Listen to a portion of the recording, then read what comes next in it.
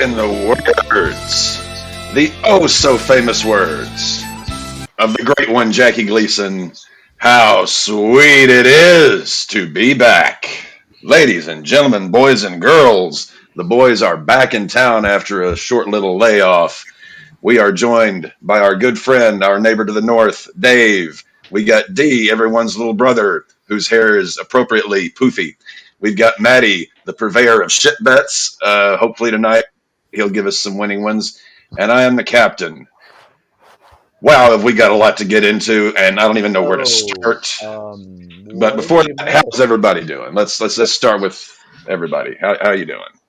Tired. Yeah, that makes sense. I just woke up about 10 minutes ago, so Same. So we got tired. So we got tired, hungover, dopey, sleepy.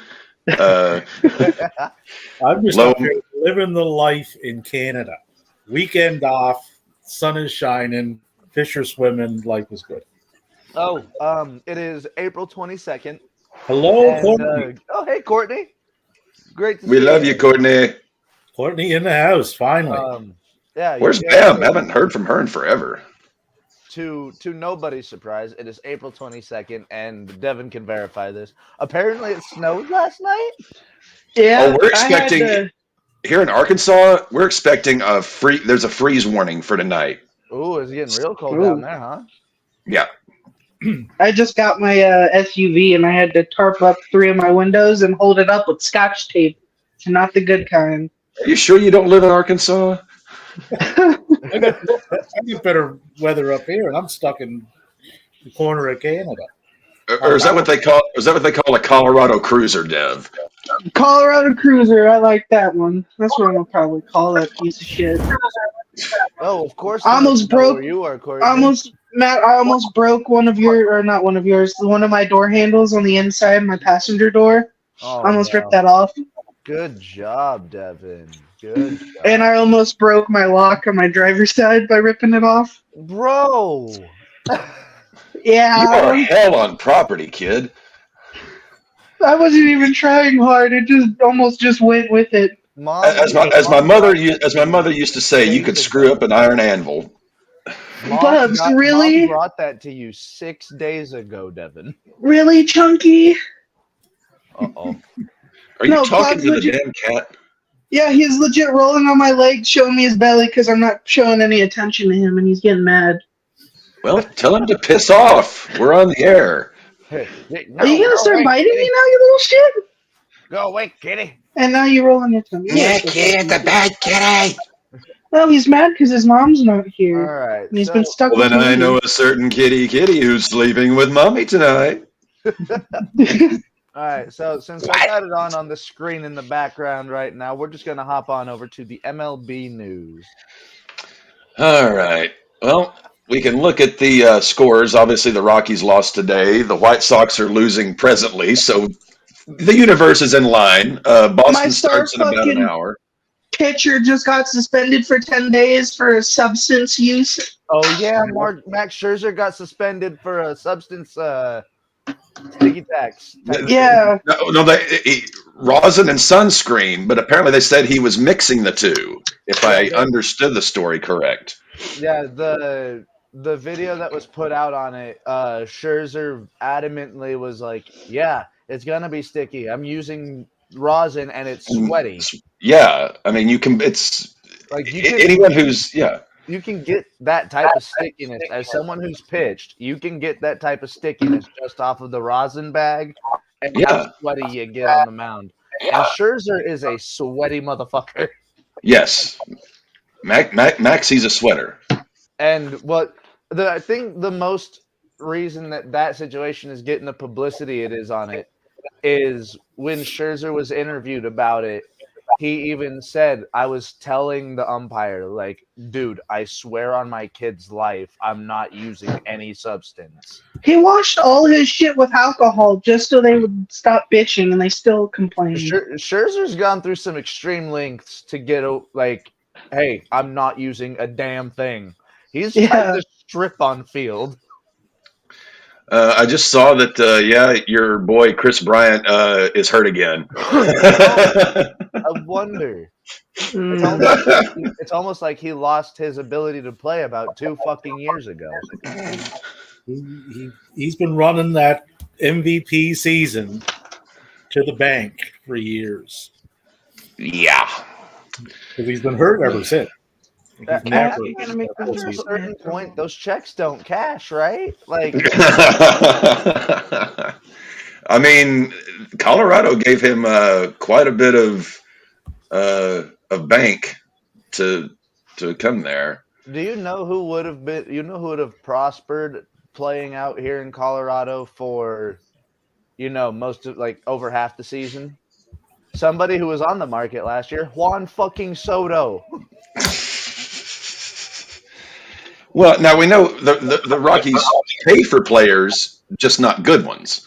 Yeah, exactly. We'll pay for players, just not good ones. The Chris Bryant move was, yeah. But the good thing with Bryant I is do want to see that movie, Courtney, if nothing else but for my childhood being relived. I want to watch Chris the Mario movie. through 2028, 7 years, 182 mil. Not bad.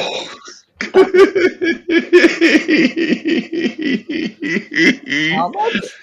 I will fight you, Cat. He's How signed much? until 2028, 180 million.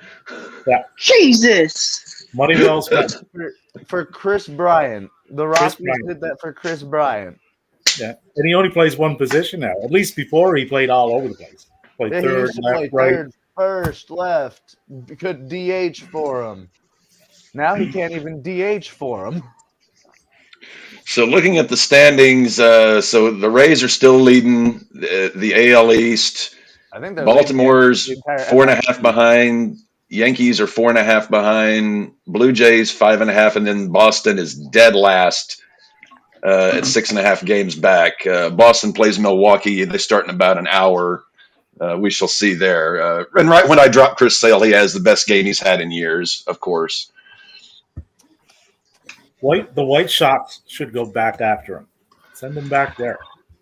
We got enough problems right now, man. Hey, we'll take Dylan. Well, I just assume you were collecting. We're 7-13. We'll The take Rockies. We are second only to the Rockies in terms of pathetic. And We'll the take AL Dylan East Cease is the for only Chris Sale. division. Every team is over 500. Every team has a winning record at the moment. Yeah. That's crazy.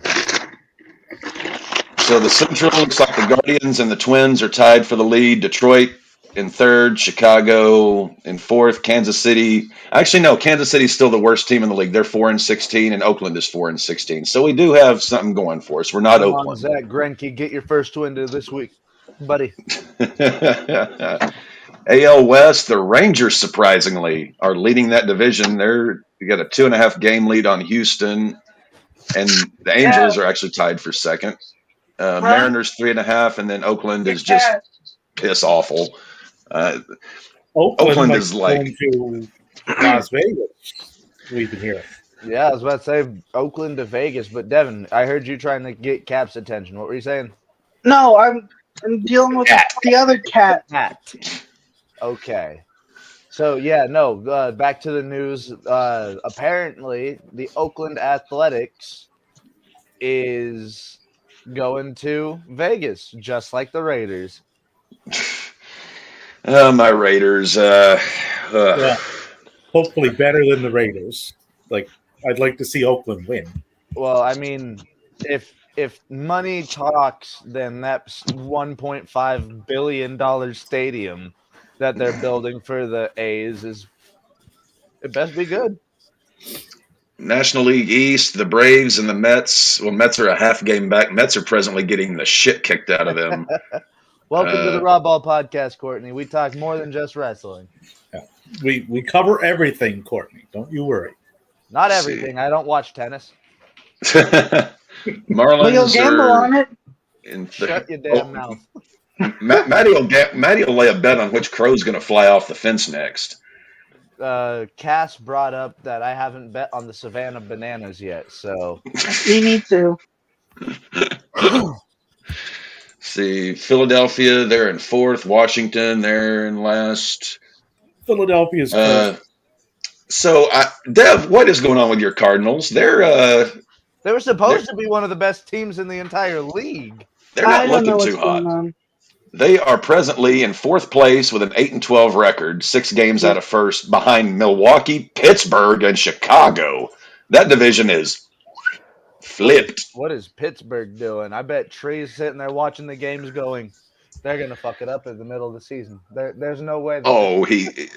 He knows it. If he were here right now, he would be saying they're going to get to the trade deadline, have a winning record, be in a race for the division, and then sell off any pieces they have that are any good. The Cardinals got to go get some pitching. Yes, we fucking do. Not as much as the Sox. Good God, we can't pitch to save our lives. Fucking Ronaldo Lopez blew the game last night. You'll be another team. Lopez. You'll be another team that'll be selling off at the deadline. I know you said that when we did our season preview, and I'm starting to think you may be right. I hope you're wrong, but I am Billy Joel. Yes. Speaking of my Red Sox, why are you not coming to us from an Italian restaurant in Vienna?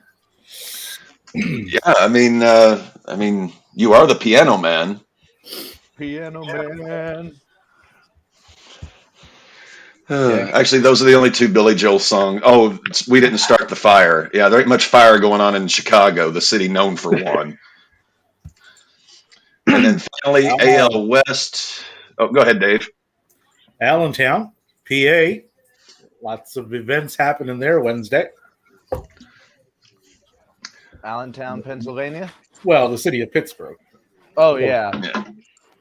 So, AL West, we got Arizona leading the division over the Dodgers. They're a game and a half back. Padres are 2.5. The Giants are god-awful. The Rockies are even worse. And remember last time we were all on? I said, watch Arizona. What you also said, what was the... Dave, are you ever going to stop being right? I'm getting a little tired of this. You look bad. We need to get him a crystal ball. He won't even use it for us. Magic 8-ball I used to use, but... Yeah, let's get Dave one of those. He can like get the whole gypsy get up and like move his hands over there. What is the fortune that he sees? Actually, that could be a cool segment. Dave's crystal ball. What does Dave see? Like, what are the 2 or 3 things he's seeing in sports this week? Ooh, I likes this. This is a good idea. I likes this a lot. Dave's crystal ball and scissor me Matty ass. we did not get enough money for me to be flaunting my ass. No, but you're itching to do that now. So I mean, you can do that here, and you don't even have to collect $100. I mean, I'm sure Courtney would enjoy it. I would after seeing that the other night, though, I would strongly suggest no more jumping jacks because. Bro, Matty doing jumping jacks in a bathrobe is an interesting I had visions of Klinger on that MASH episode. It's like, oh my god, and Matty looked like he was going to die. Oh yeah, it was hilarious. It was funny as hell, wasn't it, guys? Although I don't think Matty was seeking his Section 8. All right, moving right along here. Matty, what should we cover next? I feel like we missed quite a bit of stuff over on this side. Dan Snyder kind of sold the fucking Washington Commanders finally. I got Odell. You owe me a Coke. The Ravens signed Odell Beckham to 1 year. I believe it was 18 to $22 million. Something like that, depending on incentives. Have they signed that guy that's supposed to throw the ball to him, though? I forget his name. He's still there for 1 season. He's still there on that franchise tag. Well, yeah, but he can still opt out. Yeah. He wants a legitimate deal. Actually, it's not the actual. If I understand, it's not like the full franchise. It's like the temporary franchise. It's the non-exclusive. Non-exclusive. The Meaning non-exclusive. he can still be traded under this tag. It's like we're But engaged ain't to be nobody picking them up. we're engaged to be married, but we're leaving our options open. Oh, and to the shock and surprise of absolutely nobody on the planet, still no word on the Aaron Rodgers trade. Of course not. We've been gone for 2 fucking weeks. And Grossi still, is going to have bags under his eyes the size of suitcases. Oh, well, speaking of purveying shit bets, Maddie, we had a few players in the NFL get in trouble with betting again. Yeah.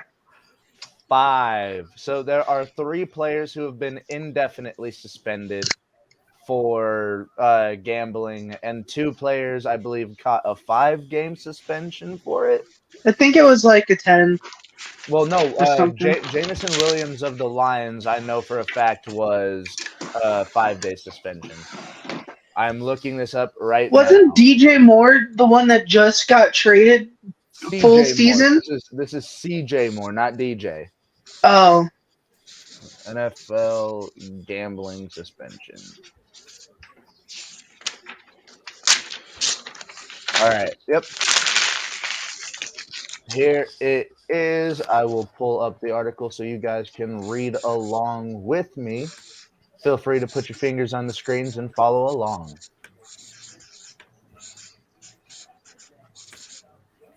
Yep. All right. So, Detroit Lions wide receiver Quintez Cephas, Lions safety C.J. Moore, and Washington Commanders defensive end Shaka Toney. What a great name. So, those 3 will be sidelined for the entirety of the season and possibly more. Yeah, I mean, we saw what happened with Calvin Ridley. And then Stanley Berryhill and Jamison Williams both received a 6-game suspension. But these players will be allowed to participate in OTAs and preseason games and stuff like that. So I think they did the still get 6th their game plays. because they didn't want to fucking suspend every wide receiver the Lions have. Yeah, I was about to say, I didn't realize that 4 out of the 5 people on this list are Detroit Lions. They're like, okay, they fucked up. We can't suspend all of them. It looks like it looks like the Philadelphia Eagles have a new defensive coordinator, Matt Patricia. You what? Eagles have hired Matt Patricia as their new D coordinator. Oh, fucking K. Does anybody still like Matt Patricia? You know, I kind of lost my respect for him when he was just tooting around on that 4-wheeler while his guys are, busting their ass and sweating bullets in camp, and he's just out there in his lard ass toting around on a 4-wheeler. See, what else is happening in the NFL other than Bills extend their kicker? Hey, Cap. Why? Laura and I are making a apple pie tonight. We do not have a pie tin or anything to make the pie in. We do, however, have a cast iron pan. Will that work the same? Yeah. It can, but I was going to say you can also use a regular baking pan and do it like an apple brown Betty, which is basically an apple pie without the crust. It's the same kind of filling, and you bake it the same, but it's you can use a cast iron pan. I've done it before. Okay, yeah.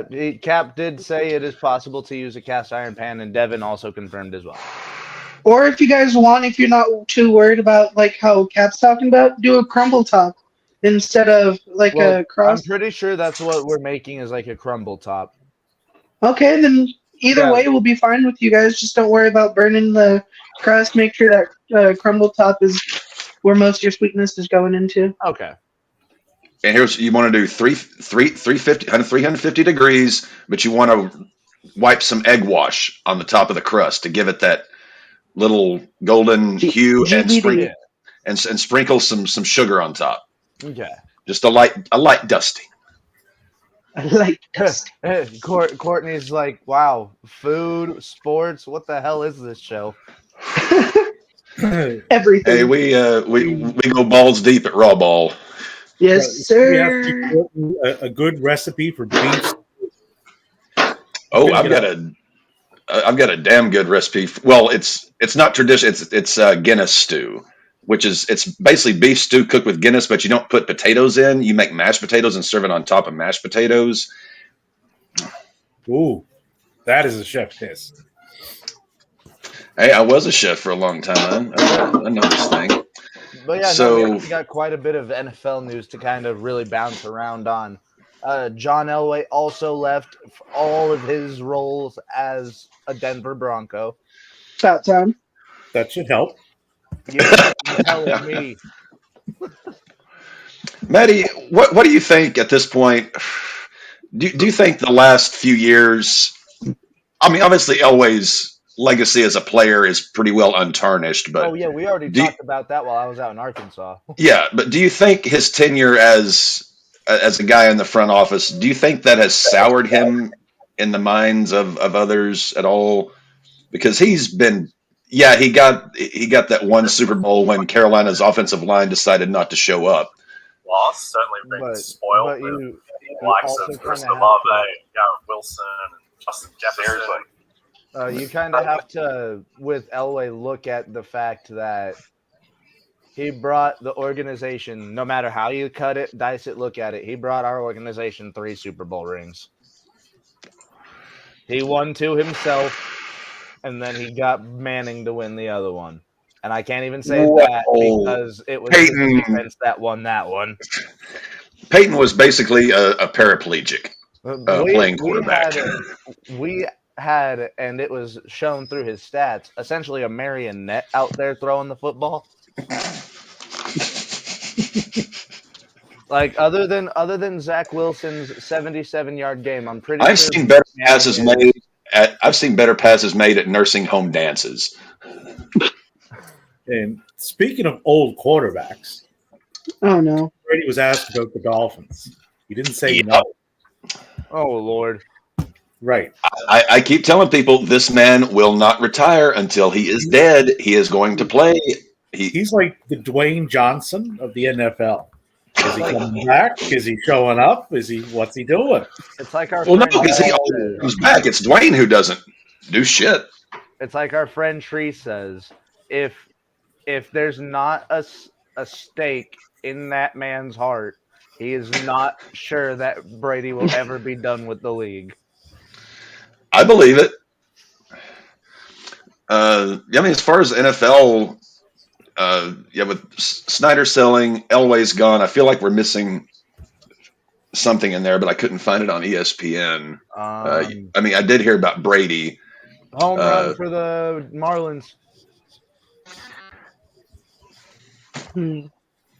Oh wait, no, the Rays. I'm watching.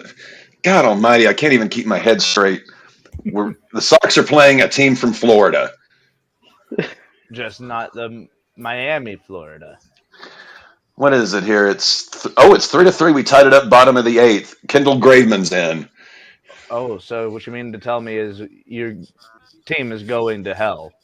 I mean, Graveman's not atrocious. I'll say that about him.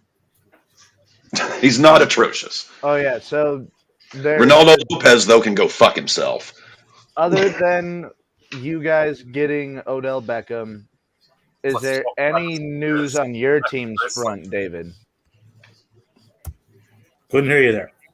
Is there any news on your team's front in the NFL? Pats, let's see. Oh, They're yeah, picking 14th in the draft. Trade talks of Mac Jones. Mac is not the answer in New England, but I don't know who they would quote and get. It's not Brady. I don't think you're ever gonna replace who you had. Although you could, he's still alive. That made me think about when Ned Flanders finally snapped. Mac Jones, Springfield's answer to the question nobody asked. did their best. Calm down. Ding dong crap. It looks like Lamar Jackson's out on New England, though. You won't see him there. Damn. I would have been. I mean, possibly seen Lamar in those uniforms. I would not be able. I don't want my friend Austin to talk about that. He's a Patriots fan.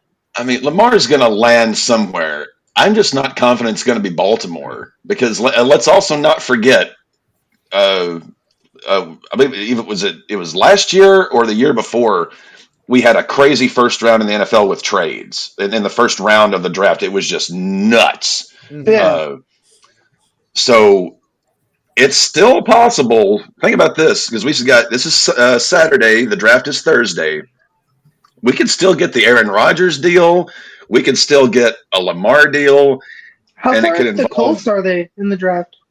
The Colts are picking fourth. 4. That's the only one I keep hearing about. Lamar is going to the Colts. The horsey team is 4. No, the horsey team is 3rd round. I thought. Wait a minute, no, that's the pick Seattle got from Denver. I'm sorry, Maddie. I thought they were picking 5th. I'm sorry about that. I'm scrolling through here. Yeah, I do not see a reservation for the Broncos in the 1st round. No, or 2nd. I don't even think we've got a person that we could trade to get a 1st round pick. Well, you still have Judy. We were talking about Judy and Sutton. Are they going to trade one of them to move up into the 2nd or 1st round? I mean, it would move us up into the 2nd, but I don't see us at all going into the 1st round. At all. Unless they traded them both. I mean, yeah. That'd be a hell of a trade to one team. You better get a 1st and a 3rd at least. I mean, Russ doesn't need sous chefs or station cooks on his own. Yeah, I don't want to hear about it. He'll be fine. You have a potential chance of worrying about who's throwing the ball to your receivers. Yeah. And it depends. I mean, you've got old Del Beckham. You've got a decent tight end. You've got Devin Duvernay. You got Hollywood Brown. No, he's out in Arizona. No, he's in Arizona. He's gone now too. Okay. Yeah, I mean, Lamar can cook. We got Dobson still. JK's he's pretty good. Dobbins, Mr. Dobby himself. Dobbins is always hurt though. Huh? Dobbins is always hurt though. Always. Yeah, all of our running backs are always hurt. That's why we have like 6 of them, including your quarterback. Yeah. Shut the fuck up. Yeah, you're running through like 6 in the first 2 weeks. So yeah, no. Last year with our running back core, it was bad. I didn't know who I had at a running back every other game. I was like, he's playing? Oh, where's this person? Oh, he's hurt again? Well, let's not forget to remind the folks, Monday night, special start time of 6 p.m. Central, our NFL draft preview, our official NFL draft preview show. We're not going to get too deep into it today, but with Tom Grassi, who's agreed to join us for that. Oh, hell yeah. I'm so excited. Oh, yeah. We'll have Grassi on for about an hour and a half I told him we'll go through the. Yeah. Did Cap freeze? Oh, no. Oh, Captain is frozen down south. No. Well, he did say he was getting frost. If it got that cold, that'd be insane. But while Cap is not here, Devin, once he gets back, can pop himself back in. But it is looking like the number 1 predicted overall pick is Bryce Young to the Panthers. That's what I've been thinking. He fits with their scheme. He does fit the Carolina scheme, but we also don't really know the Carolina scheme as they got that new head coach. Oh, yeah. Fuck.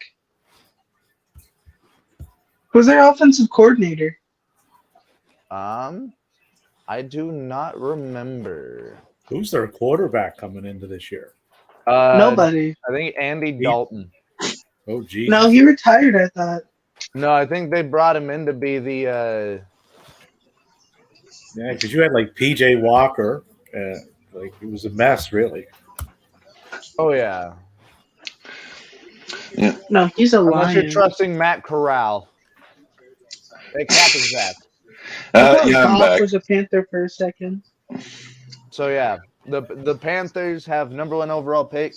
The mock drafts have Bryce Young as the number 1 overall.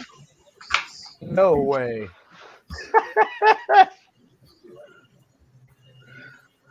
I do not see Houston going for Will Levis. Yeah, I think I they're mean, going CJ. Houston's such a mess that I worry whoever picks or Houston picks. Houston was one of the teams that they mentioned for Mac Jones. yeah, I heard that possibly too. Ooh, CJ Colts for Stroud. CJ. Yeah, I can see that. Colts need a quarterback. Edge for Arizona. That Will Anderson Jr. is a monster, so I could see that. And then Tyree Wilson, That's Devin another edge rusher. Witherspoon. So the Lions have. Let's see How do you here. feel about that Raiders one with Christian Gonzalez going out of Oregon? Going a cornerback. You have been saying for a while, Cap, that you do need to bolster your secondary. We need to bolster the entire fucking team. I don't know if I would draft a quarterback this year because it's not a really quarterback rich class. If anything, I would say we need secondary help, but we also, I mean, we need offensive line, we need linebacker, we need everything. We're a mess. This has Anthony Richardson dropping to the 10th overall pick. And to the Vikings, I don't see that. I see someone else picking him up. Well, maybe even Detroit. They need a QB. An offensive guard for the Titans. Yeah, they need that. Yeah. Nolan Smith. So the Lions. Yeah, the whitest the Texans. the non-whitest guy in the draft. Peter. So let's see. The Lions have 2 picks. Oh, Patriots. Broderick Jones coming out of Georgia as an OT. If you are getting a Georgia or an Alabama offensive lineman, you're essentially drafting an offensive lineman for the future. Like, but I'm not sure about picking him up as a sophomore though. I feel like he should have. He's young. If he showed that promise right there, then if that's the case, then roll with it. Joey Porter Jr. That's a big name to be looking out for as well. So I'm trying to see here. All these teams that have multiple first-round picks. That dude's a monster. Texans have 2 first-rounders. Detroit, that's their their second? Lions, Seahawks, Eagles, Texans, and I think New Orleans has 2. I think. Let me double check here. Detroit, yeah. No, Saints only have 1. So we've got Lions, Seahawks, Eagles, Texans. Now, Devin, that wide receiver, I've actually heard that one would be fucking badass. I've heard. Well, who's going to throw to him, Devin? Who's going to throw to him? Up. My running back, fuck it. Or you could go the Denver route, like they did that one game where they had a wide receiver play quarterback. I will pop back in and say Tyler Huntley was a Pro Bowler this last season, so shut up. I mean, he's got the resume, you know. I mean, he's got the interceptions. He's got the arm according to the quarterback skills challenge. He could be the next Geno Smith. I hate you. You didn't sign him off. So I didn't write back. Hendon Hooker to the Raiders, Cap. That was a big name, but he got hurt last season. He was one of the people that was predicted to be top 3 overall pick until he got hurt last year. The Raiders classically either will overdraft or draft someone who completely is incompetent, Jamarcus Russell, or we also love project draft selections. Raiders love a project. Trouble is, they never complete it. I mean, if I'm the Raiders, I want to see us go. We've got to get some defense. I mean, Jimmy G's fine for now until let's not just draft a quarterback because of new. Let's wait and get the right one, and let's build an offensive line and a defense. Yeah, Jimmy G will at least get you guys a winning season. Better than the Broncos, probably. I've accepted our fate this year. I'm fine with Jimmy G. Let's build our core. Let's draft. Let's get defense. Let's get offensive line. Front seven. Is Cap about to trust the process? Is he going to let the G cook? I mean, Jimmy G is too handsome to cook. First off, he has someone else do that. He's like MJF. He's too good looking to get in the kitchen. What were you saying, Dave? He'll get you to the conversation of a wild card. Yeah. Easy. Which is about as good as we can expect right now, because you're not overtaking KC. That's not happening. Nobody's overtaking KC. Dude, if anybody has a genuine chance of overtaking KC, if he plays like maximum potential, it would probably be Denver if Russ could play max potential. I've been hearing things about D-Hop wanting to go to KC. Devin, I swear to God, if DeAndre Hopkins goes to Patrick Mahomes. The two places D-Hop wants to go to is KC and the Bills. I mean, KC and the Bills. I mean, of the three NFL caliber teams in that division, Oakland would rank third. Yeah. So it looks like we're going to the bottom of the ninth, Rays and Sox. We're tied at 3. Please do not fuck this up. And Matt, KC did just get rid of all that salary cap, getting rid of Tyreek and Juju. Fuck up, Devin. Well, also, let's not forget the bet that I made with Maddie. If KC gets back to the Super Bowl, he has to wear a Mahomes jersey on the show, but we added something else to it. He also has to eat a well-done steak with ketchup, Patrick Mahomes style. Oh, that'd be perfect. I want this to happen now. It's on stream, too. I said it would be on stream. Yes, live on stream in a Mahomes jersey. If they get back to the Super Bowl, Maddie in a Mahomes jersey eating a well-done steak with ketchup. I don't even know how to cook. I would say Whataburger, which is his favorite restaurant, but I don't know if y'all have one out there. We have No, we do. No, I think we recently got one in Colorado Springs. Okay, or maybe a big bag of Whataburger with a bottle of ketchup. That would be perfect with the Mahomes jersey. No, I want that well done. I know how Matt likes the steaks. I want that well done steak with ketchup. That will piss him off, and flush it down like a Diet Coke.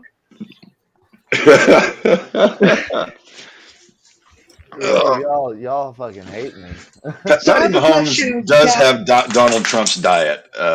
I will say there's one more little bit of football news before we jump into the wide world of wrestling recap. Before you do, Matt, Kat, this coming year in January, if we end up going to the Rumble, unless we plan on going like to Mania or something, I'm not going to Philadelphia. Okay, so I'm not getting caught. I don't want to die. Fair enough. Wherever you know what the secret to life is? Staying alive. Wherever the Rumble is, are we going to be streaming in the hotel room? For at least a prediction show in the hotel. Yeah. And we may also get to cover Bengals Chiefs. You know, that could be something we could do because we know that's what's going to happen. I mean, every year we go to the Rumble, it's Bengals Chiefs in the AFC title game. Maddie throwing a fit during the AFC title game as Mahomes wins it, and he starts to get on NFLShop.com looking for that Mahomes jersey. I'd be so mad, guys. I'm not even. I can't even explain to you. No, we need to do that custom. Like a beautiful New York strip that's just cooked to an absolute fucking crisp. Cooked to shit. Matt got me a long sleeve Ravens custom shirt, and it was supposed to be for me, and have my last name with 52 on it. This motherfucker somehow got me a long sleeve Jordy Nelson Ravens shirt. Yeah. And I look at this, I was like, Matt, come here. And he's like, what? Did you get the wrong size or something? I'm like, who the fuck is Nelson? And for the hockey fans in the audience, Winnipeg Jets, Golden Knights, 4-4. End of the third, going to overtime. Damn. Yep. What's the standings looking like for the cup? Are you fucking shitting me? They brought Lopez in? He blew the goddamn game last night.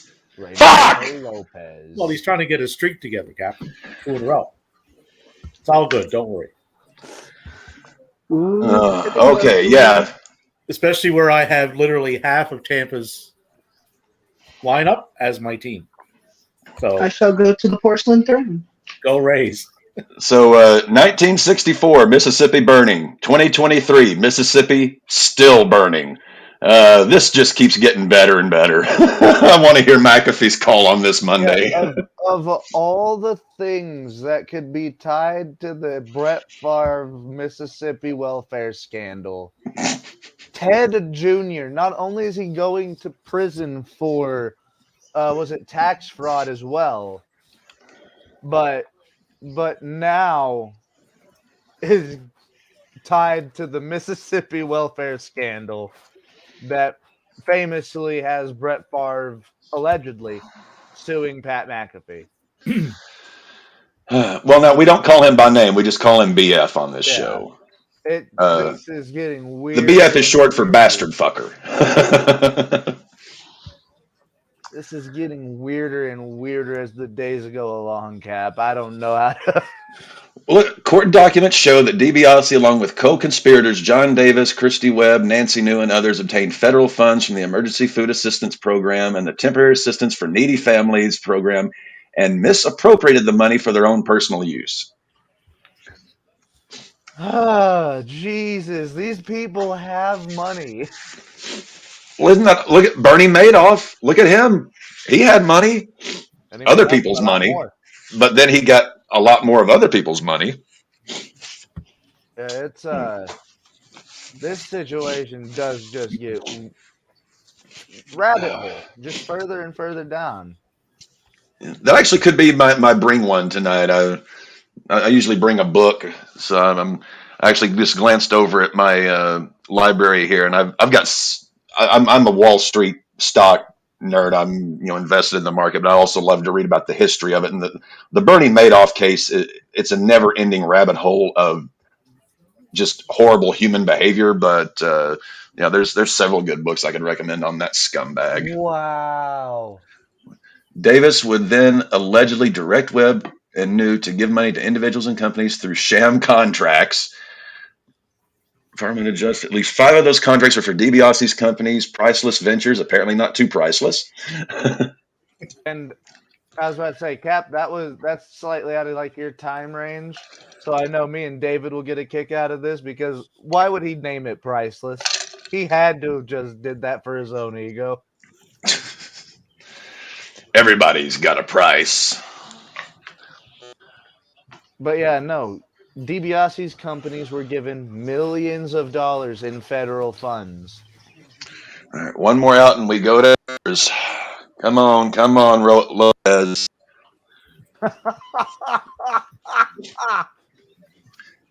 To buy a vehicle and a boat, as well for the down payment and purchase on a house, among other expenditures. What a piece of shit. What did Favre spend the money on? That's what I want to know. Allegedly a women's volleyball court, among other things.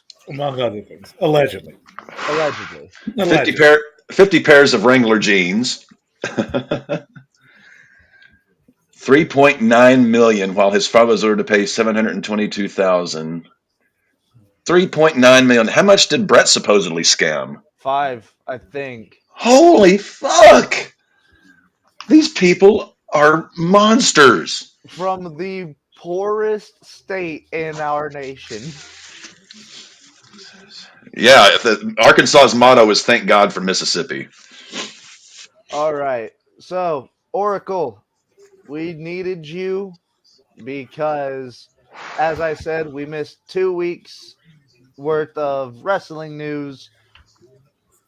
And now it's time for us to do a wide world of wrestling recap. Because we're just out of Mania season, and of course, we had to miss the next 2 shows. Well, okay, extra innings. Good boy, Lopez. Yeah, lots going on in the world of wrestling. Lots. All over the place. Well, let's start it. We want to start at the bottom, WWE, or start at the top, anything but WWE. Well, last Monday just passed. Looks like the Miz got out of talk show purgatory and can actually still wrestle a match. That was one hell of a match with Rollins.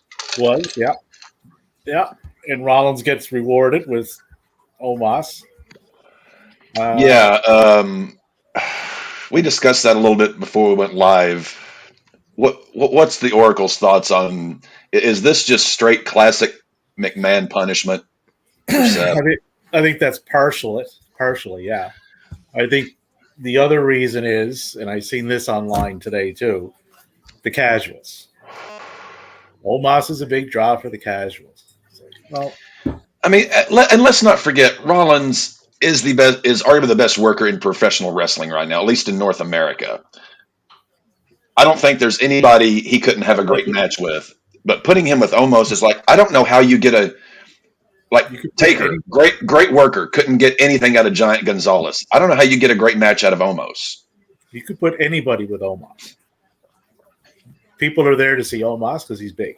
He doesn't do anything. Dude, I didn't realize until I was scrolling through Twitter the other day when it was trending. Omos has an incredible fan following, almost to the level of Veer. The Homo sapiens? Yes, Devin, the Homo sapiens. Good God, they're procreating. They're It's growing. a whole cult following. They're becoming self-aware. Terminator 2 predicted this day, gentlemen. Skynet is here. Now, this may hurt the captain's ears, but to put this in perspective, this would be like booking Kenny Omega on a pay-per-view to fight Satnam Singh. Yeah. I do not know who Satnam Singh is. He's really, really big, and he's really, really tall. And he's Indian. And that's, yeah. That's so great Khali level bad or worse? I haven't really seen him wrestle. No, he doesn't really do much. He's just big. He just takes up a lot of space, and people look at him and go, wow, he's really big. I think wasn't he an NBA player? Yokozuna took up a lot of space, but he could still work, damn it. Yeah, Yoko always could. He just put too much weight on. The biggest thing that Satnam is remembered for as of this moment is his botched debut and Darby Allin doing the suicide dive and just bouncing off of him. Well, speaking of Darby, but before we get back to what's going on with WWE, what were your thoughts on the Sting MJF Darby promo? I thought it was hilarious. Yeah, I loved it too. I love Darby Allin. Everyone knows I think MJF is eventually going to be regarded as the greatest thing ever. I love me some MJF, but Sting, doing the pom poms, calling out Ric Flair, and then saying he's still got a little Joker left in it. Even though I hated that Joker gimmick, the way he delivered it was just. But he chronicled right from Flair up. Yeah. 2 minutes. Like Sting still got it on the sticks. Oh, he always did. You don't ever lose that. If you've got it, you don't lose it.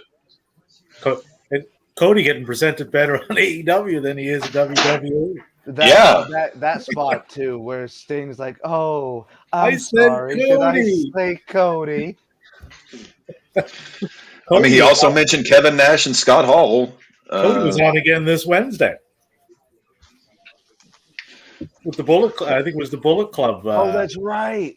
Yeah, they did a little recap for Jay White. There's Cody. Like, holy shit. Well, let's also not forget Muda's Hall of Fame induction. Flair mentioned Sting, and that ruffled a lot of feathers. And of course, He did. Sting was And Sting mentioning Rick, I mean, that's that was a nice nod. Again, on the captain's table on the old network, we covered that match at Clash of Champions. A nice nod to Scott Hall too. Yeah, great nod to the Wolf Pack. Great nod to Flair, and I absolutely loved the Cody spot too, where he tore into MJF. I was really surprised to see MJF stand in there and just take it. And he never said a word. MJF is the greatest thing. He knows when to shut on up. planet Earth. Yeah, he knows How do you get? MJF gets it so much between the ears, and at his age, it's one of the few things in modern wrestling that gives me hope. Like, okay, we have MJFs, we have Cody Rhodeses, we have Seth Rollins, we have Darby Allins, we've got Austin Theories, we've got really great workers that are at their prime, and then we've got other guys coming up who are going to eventually be even better. Now, of those four pillars, one thing I'm noticing, one is standing above the others. Take MJF out of the equation. Darby. Mm-hmm. Darby is the one right there. The guy can talk, which I never thought. Like, he can work the mic. That promo was incredible of his. Yeah. I wish he would be less reckless. I know he's a smaller guy. He has to do more aerial, take chances. I get that's how smaller guys have to work. I just wish he would take less chances and not. I don't want to see him at 40 years old, in a wheelchair. No, like when he jumps in that match that he had with Swerve, when he jumps out of the ring, it looks like he's shot out of the ring. Yeah, he fires himself out like a cannonball. Yeah, like he's a projectile, literally. Not like Ricochet was Friday. I don't know if you guys seen that. What happened? Braun picked up Ricochet, and I guess he was supposed to hit one of the Viking Raiders. He missed by about 2 feet. Just fucking hurled Ricochet. And he landed in the middle of the ring. So Braun went back, then he tripped over the ropes and ended up lying on the side of the ring. Braun tripped. I'm surprised. I know. Cap calls him Clubfoot Strowbeard. Like, well, what Dave, you were mentioning before we went on the air, I didn't catch all of it. SmackDown last night, you said something very atrocious happened. I was incapacitated. So what happened on SmackDown last night? Rhea has an opponent for Sands of Time. Zelina Vega, which is fine, I guess. Zelina has 0 wins. One good match, didn't they? Well, Zelina has 1 win between 2022 and 2023. He's world title worthy. Well, and also, it's a way to give Rhea that first pay-per-view title defense against. We know she's not dropping the belt to her, but it'll give her that good first title defense. No, but it speaks volumes as to how they've built that women's division. And Zelina's a good in-ring talent too. Like, I do like her in-ring work. She is, but like I said, I have no problem with Zelina. If you want to give her a title shot, fine. Build her up to it. Yeah, for fuck's sake, give her wins. You had time. And you just added her to the LWO. Yeah. Do something with her. You've had episodes of SmackDown with 0 women's matches on it. You could have put her in there for 5 or 6 minutes against whomever. Get her a win, make her look good, and at least make it credible that she's there. Yeah. That's my only thing with that. Let's see. I guess we mentioned Cody. We might as well get into the elephant in the room, the post the WrestleMania finish and the ever thusness thus far since. Oh yeah, Cap. We were watching the beginning of Raw. Did not expect the ending to. Oh, I expected the ending to go the way it did, but Well, man, I was talking to Nick today over at Wrestling Legends. Shout out to some really awesome guys in the business. And I was like, I still cannot, the bastard love child of Bobby Heenan and Dusty Rhodes, the booker within me cannot figure out for the life of me what the hell is going on with Cody. Like, what are they doing? No fucking clue. What they Dustin, what they should have done if they weren't going to put the belt on him at Mania, he shouldn't have won the Rumble. Right. They had a set story made up. They just could have carried on with Seth from last summer because Seth laid him out on the ramp. That was a layup that they missed. You could have ran that at Mania, and then you're not in this mess.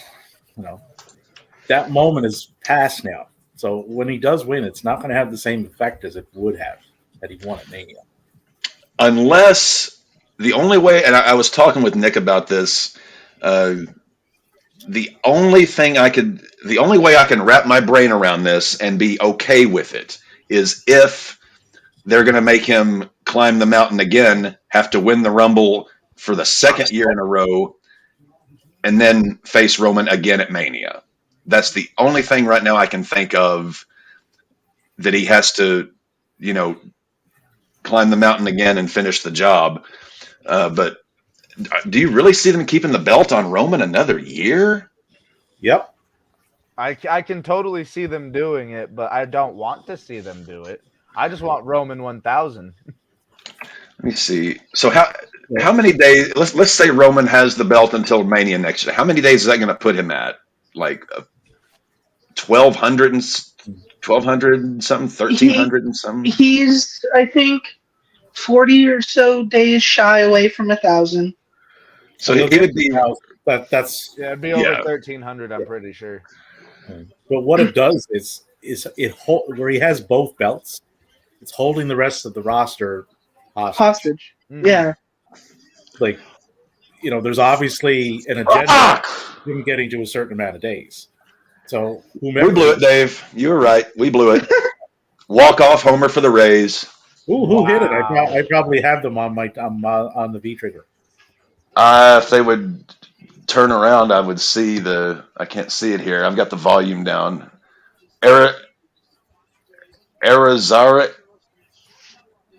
Rosarinas. Of course, I don't have him. Somebody trade me him, quick. Can we get some pitching, please? Damn it, this is getting bad.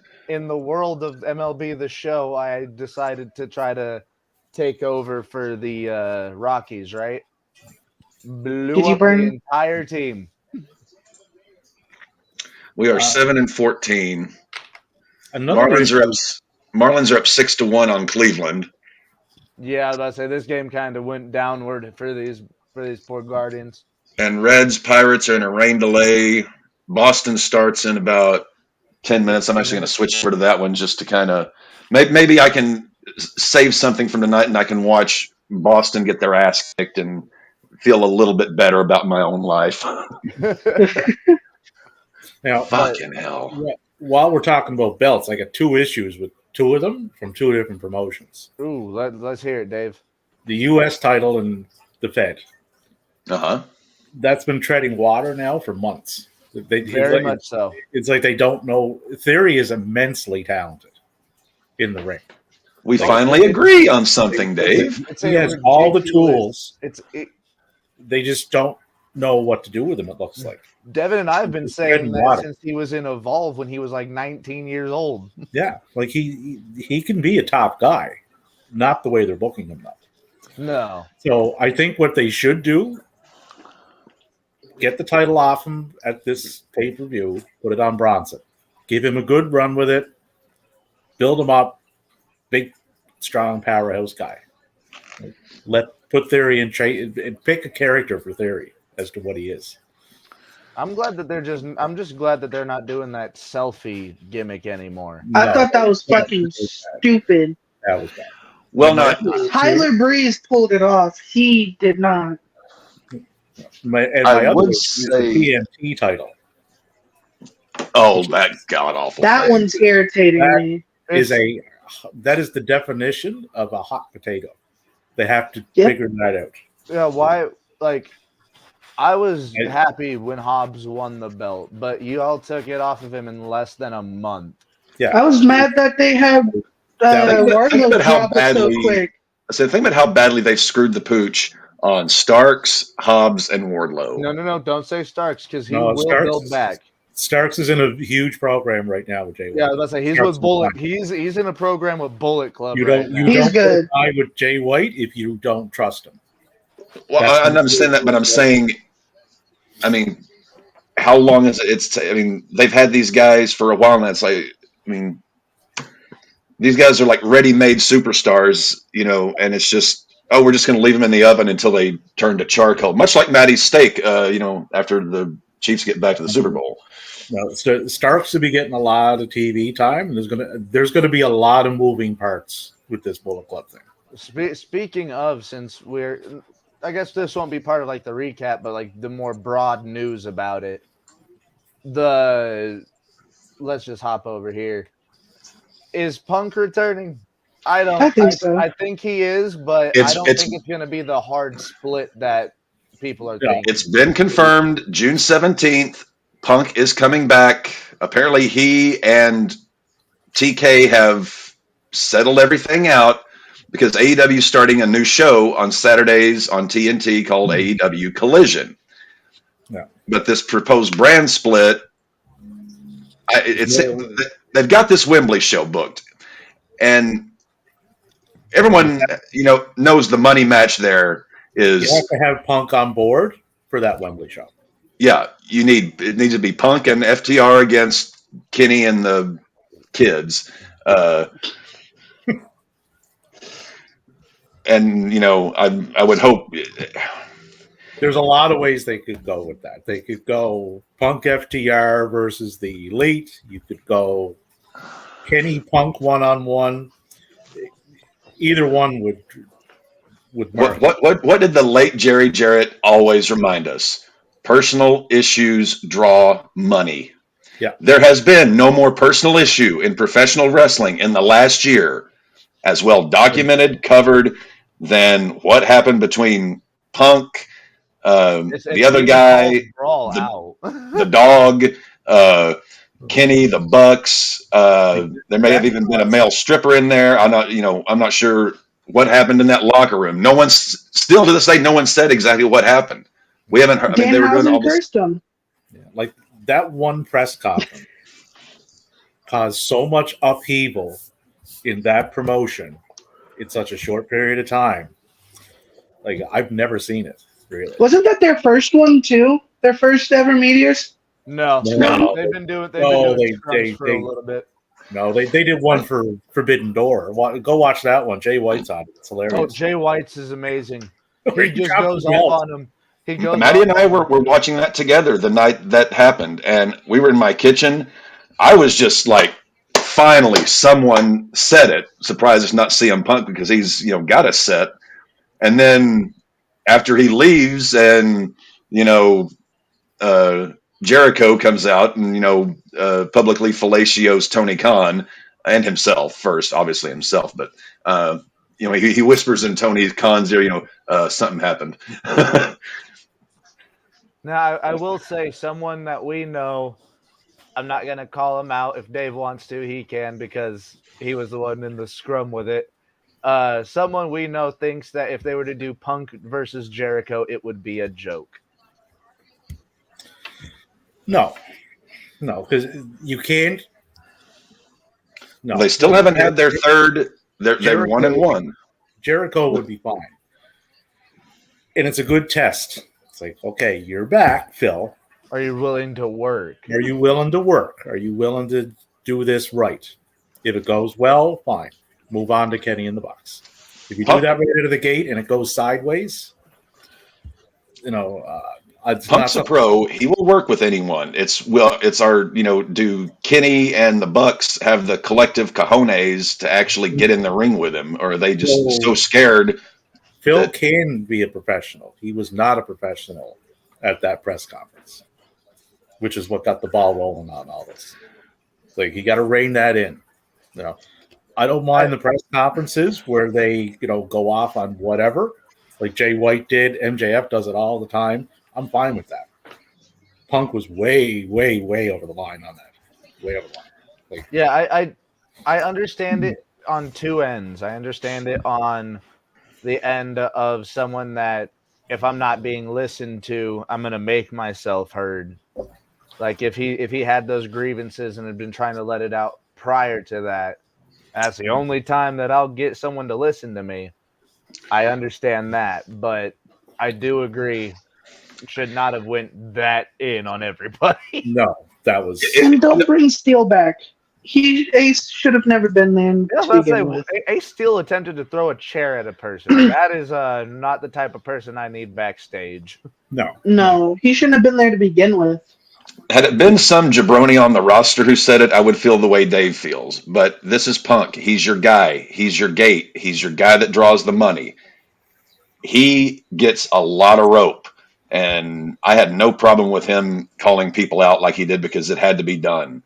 I mean, literally, Kenny, the Bucks, Jericho, they are running that promotion into the fucking ground because they are just so worried about maintaining their spot that, they're not, it kills me. Isn't the Bucks contract coming up soon?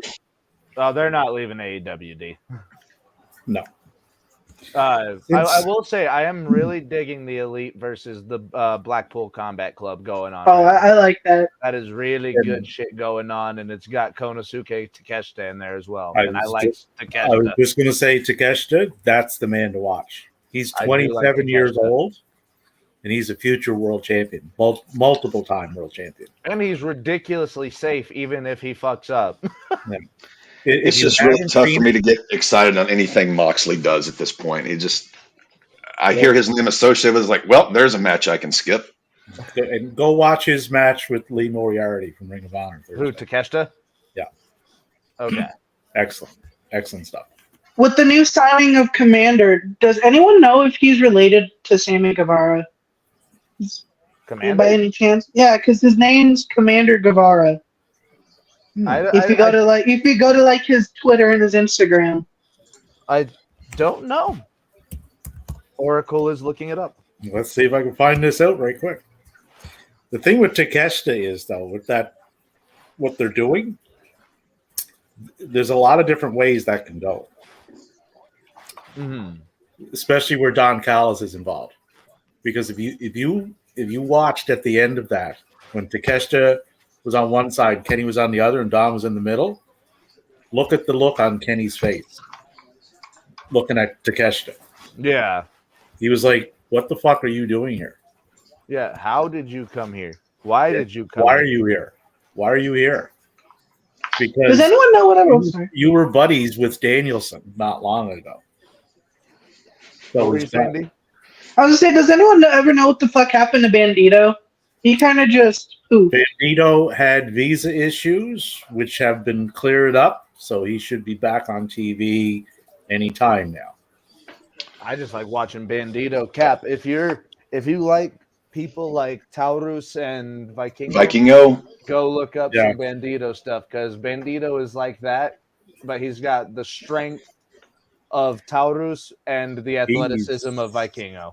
He's freakishly strong, Bandito, for the size of him. Well, if they with Taurus, I want to call him Taurus. It's just when I look at it's my pronunciation. It's understandable. Yeah, but yeah, I mean, I was really impressed with a couple of matches you showed me of his while you were down here. His strength, but the fact that he's that size and can move like he does is really impressive to me. Because as the Oracle pointed out, well, there's a lot of guys who are just big, and that's about all there is to them. Uh-oh. Did he come set? Is that a strike? Yep. Pitch clock violation. Cap, have you seen a lot of Jeff Cobb? First pitch of the fucking game. What was your question, D? Have you seen much of Jeff Cobb? I've never even heard of him, I don't think. Oh. So Jeff Cap, Cobb? If we ever really want to become like wrestlers and you as my manager, Jeff Cobb is the physique I want. Well, to the T. Athleticism, strength. Dude's a Well, now, monster. as far as your physique, I mean, you saw me at the Rumble coming out of the shower with but a towel around me. I'm not exactly someone that can coach you on physique and gym habits. I'm not really, I'm not your guy there. I can be your Yeah. mouthpiece, but your personal trainer, I'm not really sure. I will say from the last,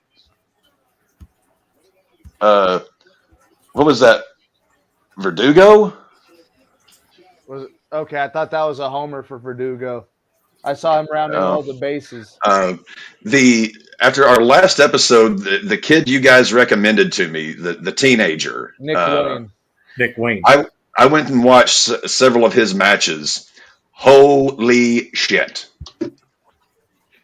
He's fantastic. He'll be 18 on July 10th. That is absolutely insane. Ridiculous. And Nick Wayne has had an ongoing story with Swerve Strickland since last February. That's going to culminate on the July 12th episode on Dynamite. That's my only criticism, like my only real strong criticism on Nick's game from what and again, I don't criticize smaller, lighter guys for working more of a bouncy, jumpy, lucha libre type style. That's fine. I would like to see him calm it down a little bit more. The match he had, the GCW match against what's his name? It was the first one I watched. The one who? Will Ospreay. Ospreay. That match, phenomenal. I loved that. It's first time I'd ever seen Ospreay. And he projects with his style, his look, and everything else, the same as Ospreay was when he was younger. Right? Yeah, now, I would just like to see Nick be a little more safer with some of the moves I saw him do. Maybe certain things to cut out of the arsenal that are just like those reverse Hurricane Ranas. I cringe every time I see anybody do them. I'm just like, I'm gonna see them looking like Peter Griffin after he tried to do a jackass off the roof. It's a fucking Frankensteiner. And Nick will evolve over time as he puts more weight on. And yes, Dev, if I'm going to be your manager, you better stay off the roids. It's a fucking Frankensteiner. I can't have you punching Mike Tenay. I'll headbutt him. With your head or with your hair? I'll just be that overly douchebag, and I'll like gel this out so much that it's like its own blade. I'll just start stabbing people with it. Now, speaking of punching people, I think I sent this to you, Maddie. Juice Robinson. Oh? On the New Japan show, the Capital Collision last Sunday. He had a Will Smith moment. Oh, no. Oh, Lord. Who talked about Tony? He beat the living shit out of Fred Rosser. Oh, yeah, he did tell me about that. Did he talk about Tony? He did. Oh, he fucked up. After he left him lying in a heap in the ring, he picked up the mic, stood over him, and said, "Keep my fucking wife's name out of your mouth." All I gotta say, though, is I don't know why Will Smith got so much praise and everything for doing that. Will Smith ran so Jimmy could walk, because Jimmy was the first one to pull up the Will Smith slap to Miz in, like, what was it, like 2014, 2015? When he was talking about Naomi and he walked up when he was Jimmy just came out of nowhere and slapped Miz when he was on the announce table. It was like, "Keep my wife's name out your mouth." Yeah. And walked away.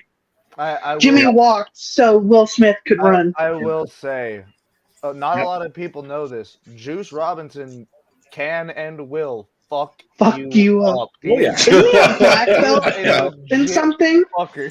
Now, the fallout to that was Juice got suspended from New Japan. Oh, gee. Right. Where Bullet Club is. Fred Rosser, Juice was supposed to fight Lance Archer in the tournament to fight Kenny for the IWGP US title. So Lance Archer fought Fred Rosser. Juice came out, nailed Rosser with a loaded fist full of coins to help Lance Archer win. So Juice is no longer. Juice is suspended from New Japan. Juice is in Bullet Club. Juice is in Bullet Club Gold. Bullet Club Gold. With Jay, and he came out to help Lance. Lance is showing back up in Ring of Honor. He was on there Thursday. Oh. So is Lance going to be a new member in the Bullet Club Gold? Going to be a recruit if for the Lance Bang Bang Archer, Gang. If Lance Archer gets Jesus. a Bullet Club shirt, Juice, Jay White, and Archer running AEW. Holy fuck! There is no need for an elite. David Finlay recently got a new member, Clark Connors. I didn't know he recently. El Phantasmo, who's a freelancer. Yeah, I really like what David Finlay's been doing. So does El Phantasmo show up and side with Jay? That would be cool, because that's going to be a war. It's Forbidden Door. I think that's what that's leading to. Bullet Club versus Bullet Club Gold. Yeah, and I think I heavily Loser leaves Bullet Club being in there with them because Lance got a ton of ties to New Japan. Oh yeah, he does. Yeah, ton of ties. Has anyone heard anything at all on? We were talking about this WrestleMania weekend with Carmelo and Breakker.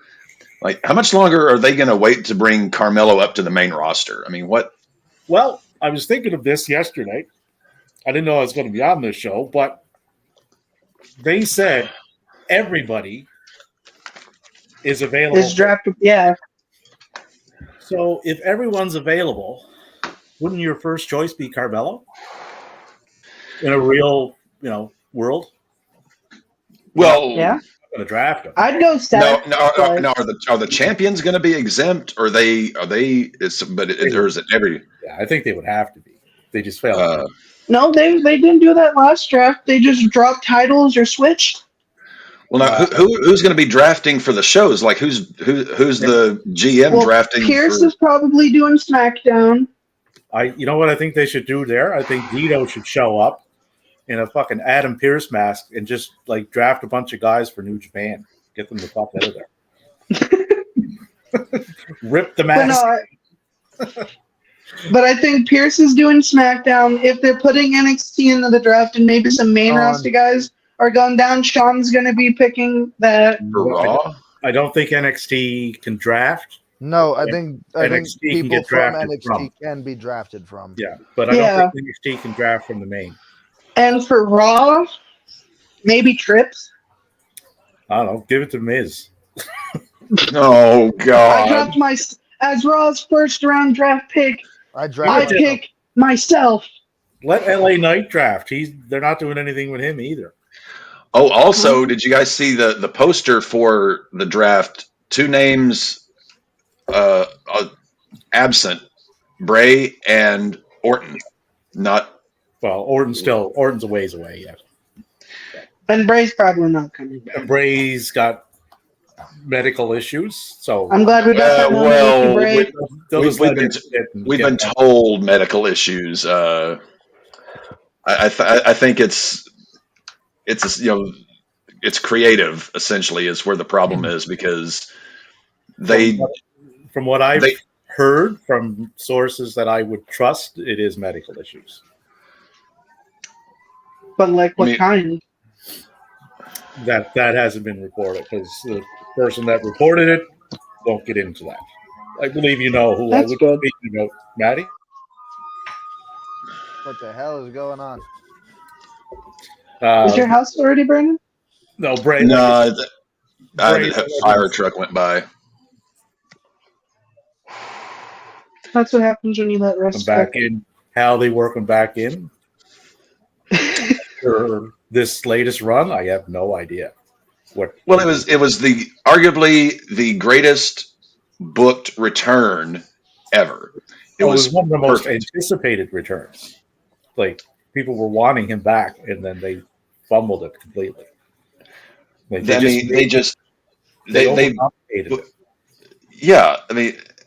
from what I heard is, they were wanting him to work with Brock. Brock told Bray to piss off.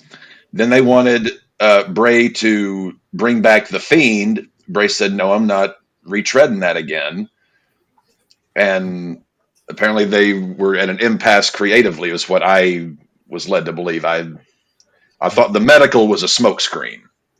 Like, but with characters like that, sometimes simpler is better. Like Vincent runs a similar kind of character back over in Ring of Honor. I don't know. I love Vincent. He's great. Right. Like Vincent is doing something now with the Dark Order and Stu Grayson specifically. They cut a promo last week. It was probably 2 minutes long. It was short, simple, to the point, got the message across, done. It's like, okay, you have me interested. I didn't need a QR code. I didn't need 15-minute I don't segment need to to figure pause this my out. TV just to take a picture of a QR code. Is Vincent going to become the new leader of the Dark Order? Vincent, they want Stu Grayson. So they want Grayson to join the Righteous. Yeah.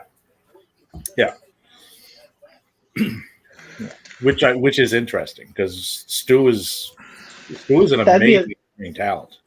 That'd be a sad turn to see him turn on Uno.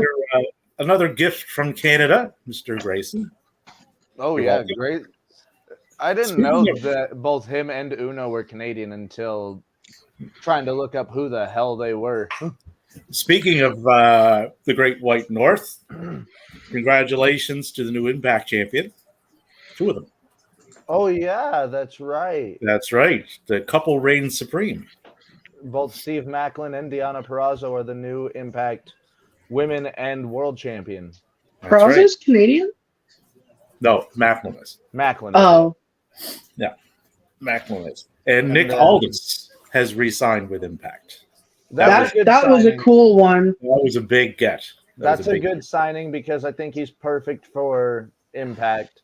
Yeah, especially what he's doing. Him in WWE. Well, he was there before too. He was Magnus when he was there before. But I thought for sure, where he was still freelancing, that Tony would have tried to get him for the Wembley show. Yeah, they still might. No, they can't.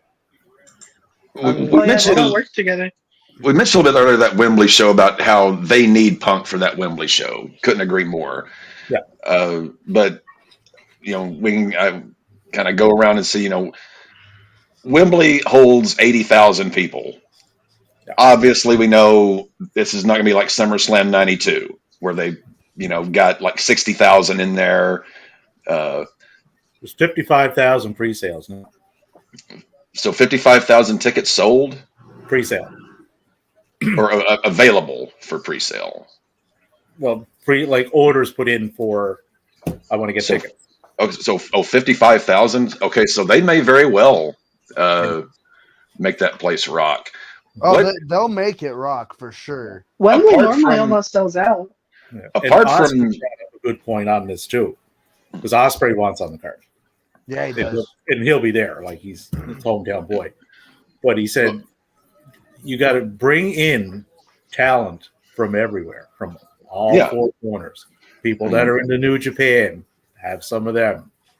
AAA, Vikingo, get Vikingo on that show. Vikingo will be there. They just signed Commander. So they have their hands in so many pockets. Yeah, give me Commander, Vikingo, and Taurus on the Wembley show. That would just be awesome. Yeah, I mean, you could. Vikingo and Commander, they fought quite a bit the last. What is the date for that Wembley show anyway? 17th, right? Actually, speaking of that, here's another match for you all to watch. Triple Mania last Sunday.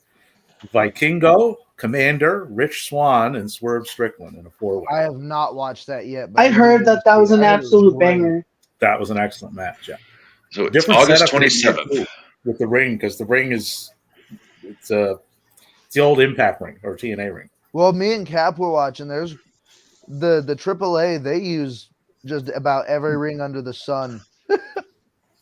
They use the 6 sides. They use the 4 sides. They use the small indie rings. Yeah, this one was the 6-sided ring. This one. Okay. So yeah, that's August 27th for Wembley. So let's see, May, June, July. So they got 4 months to build this thing up. Our What boy is should be on there too, Mr. Saber. If I don't get Saber versus Brian this year, I'm going to fight somebody. Yeah, I think we'll see. Oh, Zack Sabre Jr. and Danielson at Wembley. Give me that at Wembley or give me that at Forbidden Door. If I don't get it at either of those shows, I'm fighting somebody. Yeah, no, it's happening on one of them because Zach has mentioned Danielson a few times. The Danielson's mentioned Saber. Yeah, so that is a match that will happen. In the words of Dave Batista, give me what I want. Who does MJF face at Wembley? That's what I'm trying to figure out. I would put him against Ospreay, but that's just me. That's what I was thinking was Ospreay too. Or that's about well, depends on. You don't want to fuck up what Ospreay is doing with Omega. Right now, because that's ongoing, right? Because this tournament that they're doing, where the finals are at Dominion, the winner gets a shot at Omega. So there's something come into play there, Bullet Club related, with Archer involved. They just picked off Yoshida. God damn it. Who would be a good one? Well, I mean, I'm thinking, if you're going to bring Punk back and the Elite are too afraid to work with him or don't want to work with him or whatever. Have him work MJF one more time? Because we still haven't gotten – because remember, MJF beat him on Dynamite, and then Punk won the dog collar match. We still haven't gotten that third one there. But at the same time – yeah, and you're right, that could work. That could work. That could definitely happen. Because of the Elite and the Bullet Club program aren't done by the time this show rolls around, right? You could easily do your rubber match.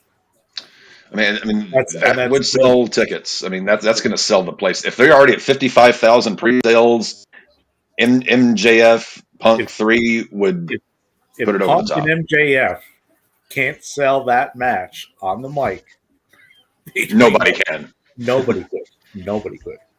Because they did it before, right? So that's absolutely a possibility.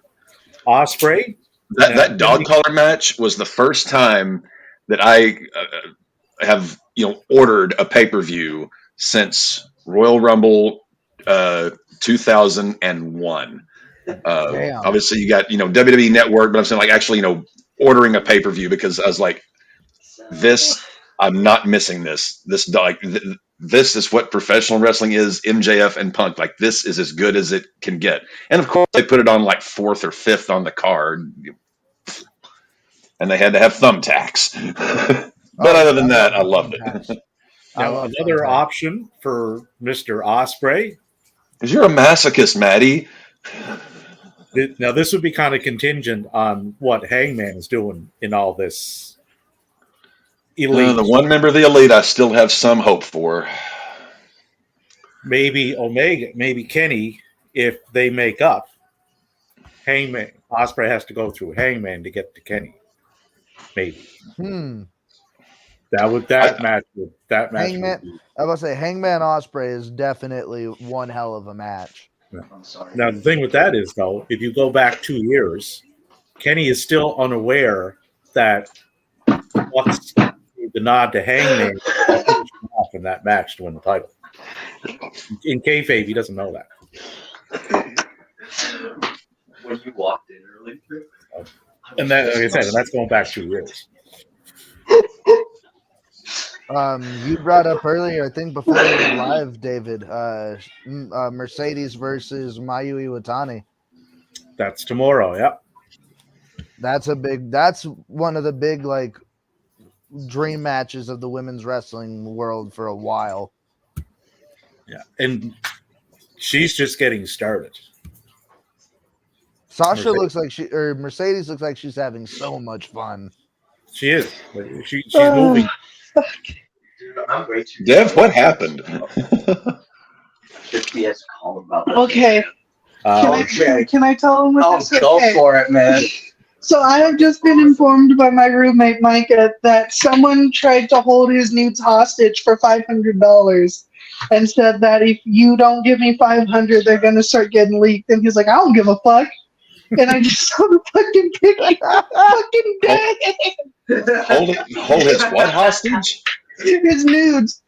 Apparently, she had a dick pic of him, or someone acquired it somehow. It could even be a dude. Someone acquired dick pics. And they wanted $500 from him, or they were gonna start sending it off. And he was like, "I don't give a fuck. Go for it." Holy shit! Fucking saw my story and goes, "Wow, I love your courage. Don't worry, I'll keep sending. Shoot for it, man." That's fucking great. That's fucking awesome, man. Wow. Famous for my cock and balls. Started OnlyFans. Fuck it. Yeah. Who knew your dick was worth so much? I mean, people won't have to pay for it. Yeah, like what Kev just said. Who knew your dick was worth so much? $500 is a lot for a I was about to say, Micah, that is like top end. Man. You got top end, Micah. It's not like I want $50 or I guess something. I got some good dick.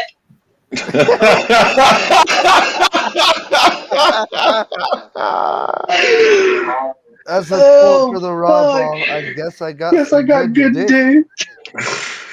Colorado Cruisers, whole ass grown man. I got some good dick. I mean, we got T-shirt ideas. Just I'll be enjoying my stupidity. No, we might put that on it. We might put that on a T-shirt. I'll be here all night. We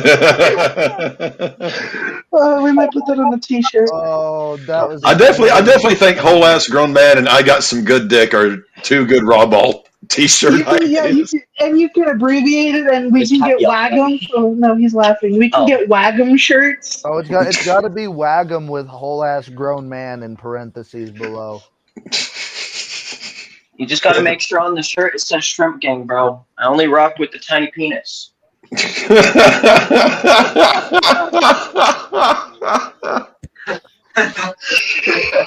David, is there any other wrestling we have maybe Oh missed? fuck!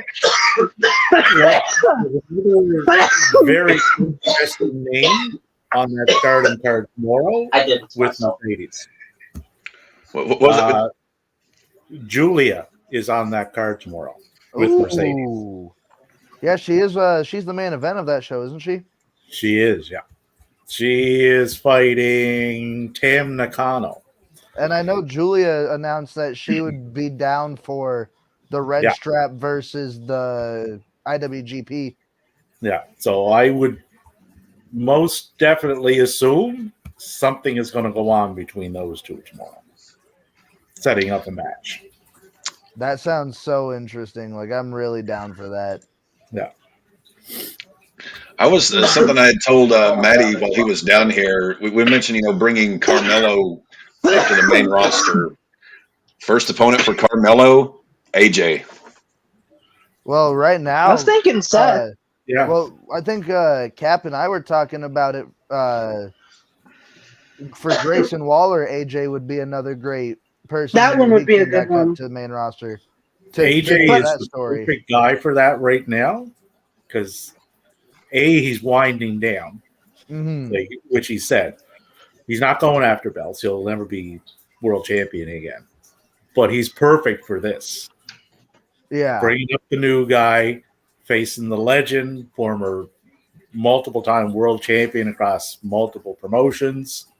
And what's great, you get the bump from him, right? You're now on the map.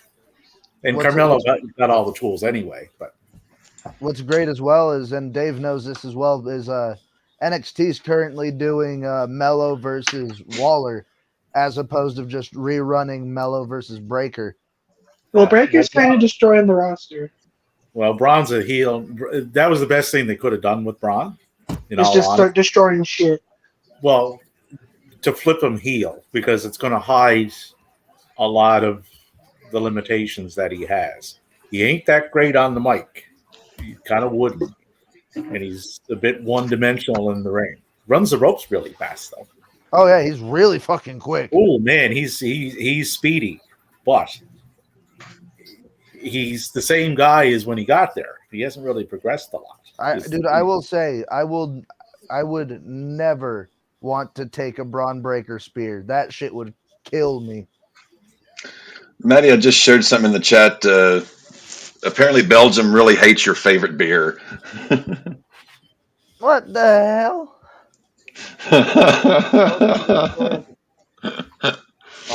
There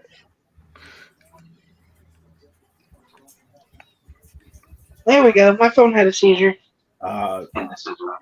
Another team or another talent that looks like they're getting called up would be Pretty Deadly.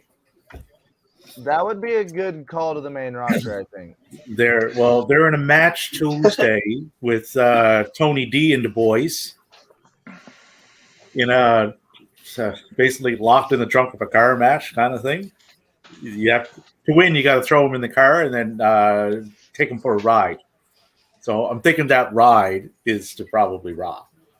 They destroyed them because it was improperly labeled as champagne. I'm going to throw this up. So this is, according to CNN, my favorite beer that I drink routinely. Yeah, Belgium. Maddie done pissed off Belgium.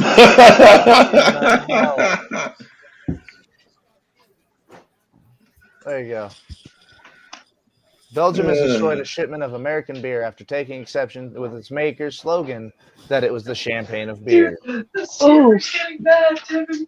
Belgium crushed because I don't give a fuck. They're getting mad because I don't give a shit. Oh man, that's great. Oh man. Jacob goes shit. I pray I get sent him.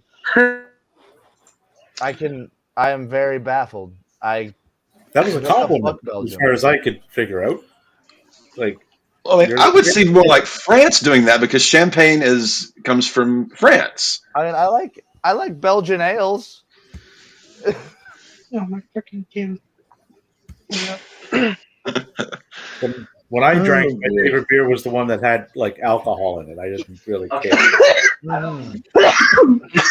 It's like, is there a percentage somewhere on this bottle? If so, I'm in. I said for 2 dick pics. That's a good amount. I didn't have this up. What's that line from Big Daddy's like, Canadian beer is like moonshine. A little stronger up here, yeah. I lived in Washington State for a while, so I was close enough to Canada, and like people in that area, like they love their IPAs, their super hoppy beers. But as I like to drink my beer, not chew it. Is the draft the beginning of the Hunter era? Yeah, I forgot to put that with the worldwide wrestling recap. So what do you guys do? Okay, is this okay? After having had the book now for almost a year, is this actually the beginning, or is this? I think the rebranding of Vince era. It's a corporately run thing, right? That's never going to change. Whether if Vince was there, it would just be a lower form of bad. So it looks like the draft is scheduled for Monday, May 8th. We may have to dedicate RAWBall that night to watching the draft. Ooh, late RAWBall start. Let's fucking go. Aren't they doing it 2 nights, though? SmackDown one night, Raw the next? It'd be May 8th. Starting on SmackDown, actually. Are they not? Are they? I'm seeing Monday, May 8th is the episode. According to the previous report by WKRD, the WWE draft is scheduled to take place on May 8th during the Raw episode that will be held in Jacksonville, Florida. Here, I'll pop this into the what have you. Now there's chatter on the Twitterverse about if Pretty Deadly gets called up. They're thinking maybe a Seth, Pretty Deadly, Angel Garza faction. I would be down with that. I'm not gonna lie. Because Angel just Garza, Pretty Deadly, Seth Rollins, blacking out his Twitter profile too. Yes, I'm assuming Angel has brushed off the 5 layers of dust that he would have on him from not being used for the last 2-3 years. Well, something you mentioned, I can't remember if it was at the top of the show or before on Dave. Yeah, so the first episode of the draft will be April 28th. Okay, so that's next Friday. Yes. Okay. Yeah. It'll start Friday, April 28th, and it will continue Monday, May 1st. Okay, that's weird. I thought this on May 8th was okay. Interesting. Yeah, this is according to USA Today. All right. Anyway, what you were saying, Dave? We know Night of Champions is going to be held over there. KO and Sammy. Well, Sammy can't get into the country, and KO won't go. So, So are they dropping those belts, or are they just going to ignore their own rules where every belt is defended? It'll be one of those two things. What if we get a green screen? Have Kevin and Sammy have their match with the Usos in front of the green screen, and then we just throw that in AR in the ring. Please don't give WWE more AI or AR ideas. Have them do it on like an Xbox. Well, Knight and that's what they fought over last, not Friday just passed, but the one before. Austin Creed, you broke my controller.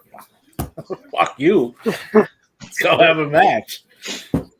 And tonight we've SmackDown was Rampage last is night. tonight. SmackDown was last night. How did the Xavier Woods match go? Went good. Good. Was a good match. A little short. Probably could have won a lot more, but Gunther beat him with a sleeper, which is one of the things I absolutely love about him. Gunther can finish matches many ways. Yeah, like it's not just the one you're waiting for the spear or you're waiting for whatever. Yeah, he's legit. Yeah, and all they had to do is they just copy and pasted Walter and just slimmed him down some. Like he's essentially the same guy. That's why he's working. Well, that's what kills me is when they've got guys like Gunther, Walter, that what they're doing works. Why do they call them up and then completely screw everything up? It's like it's working. They got to brand everything. You get if you got yourself over, and we didn't do it, we'll fix it or break it more commonly. Yeah, right. That could be part of LA Knight's problem because he got himself over like beyond. That wasn't supposed to happen. Yeah. Yeah. And poor Knight got two wins this year. Like, I don't get that. I'm just depressed with the people that could have been used at WrestleMania that didn't as well. Especially Bobby. That was my biggest. Bobby, Gargano, Bronson. And look at the people who did get used. You're like, why are these people on a pay-per-view, let alone WrestleMania? Yeah.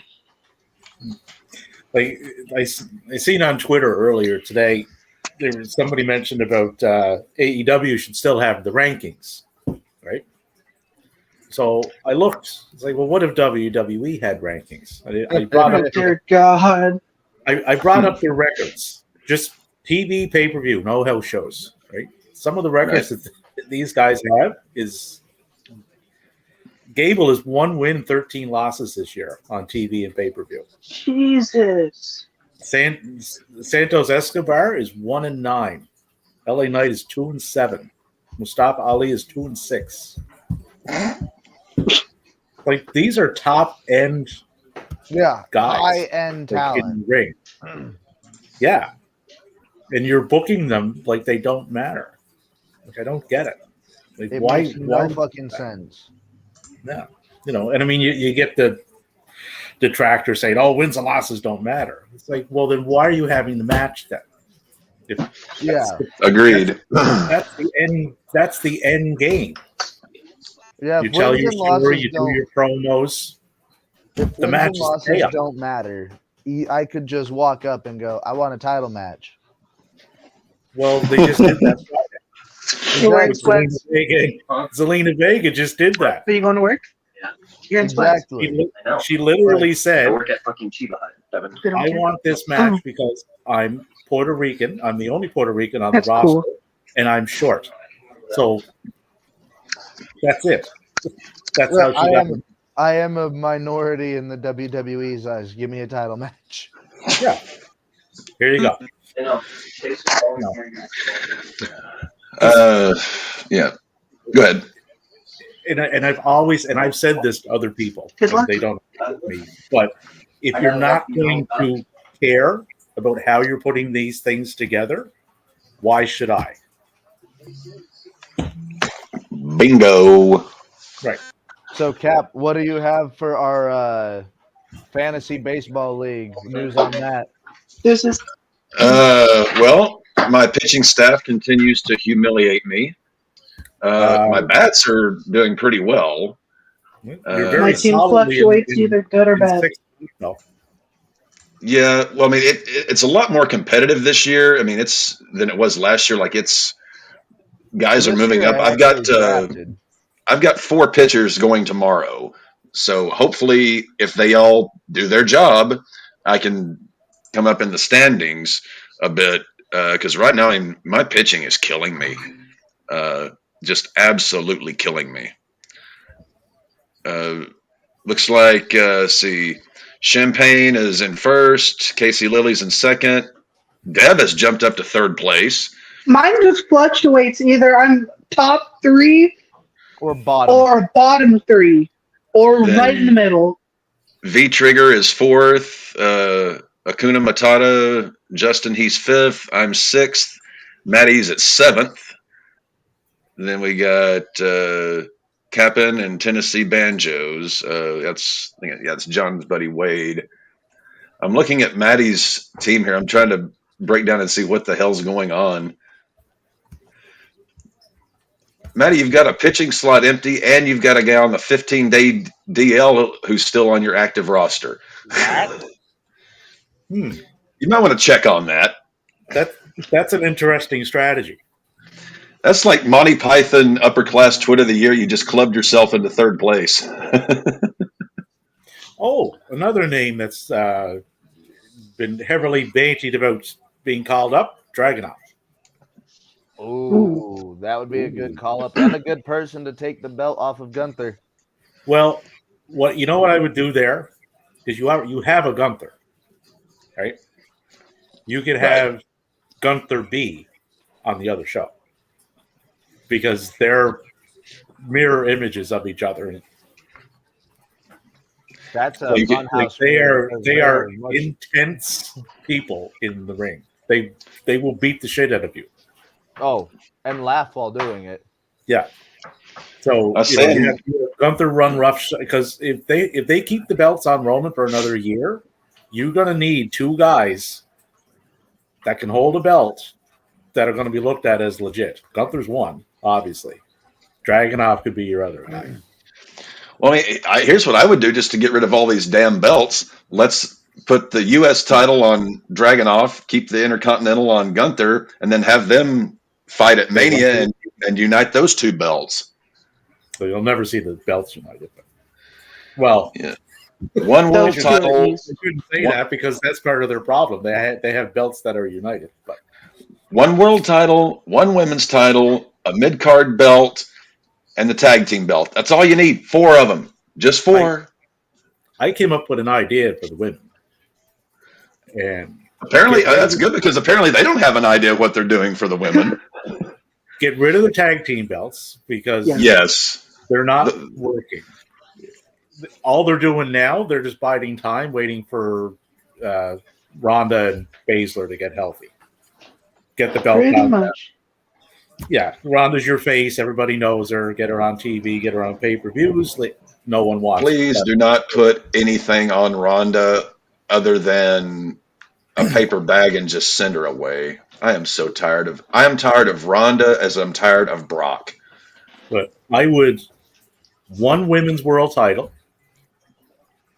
and a TV title Raw and SmackDown, they have to be defended weekly.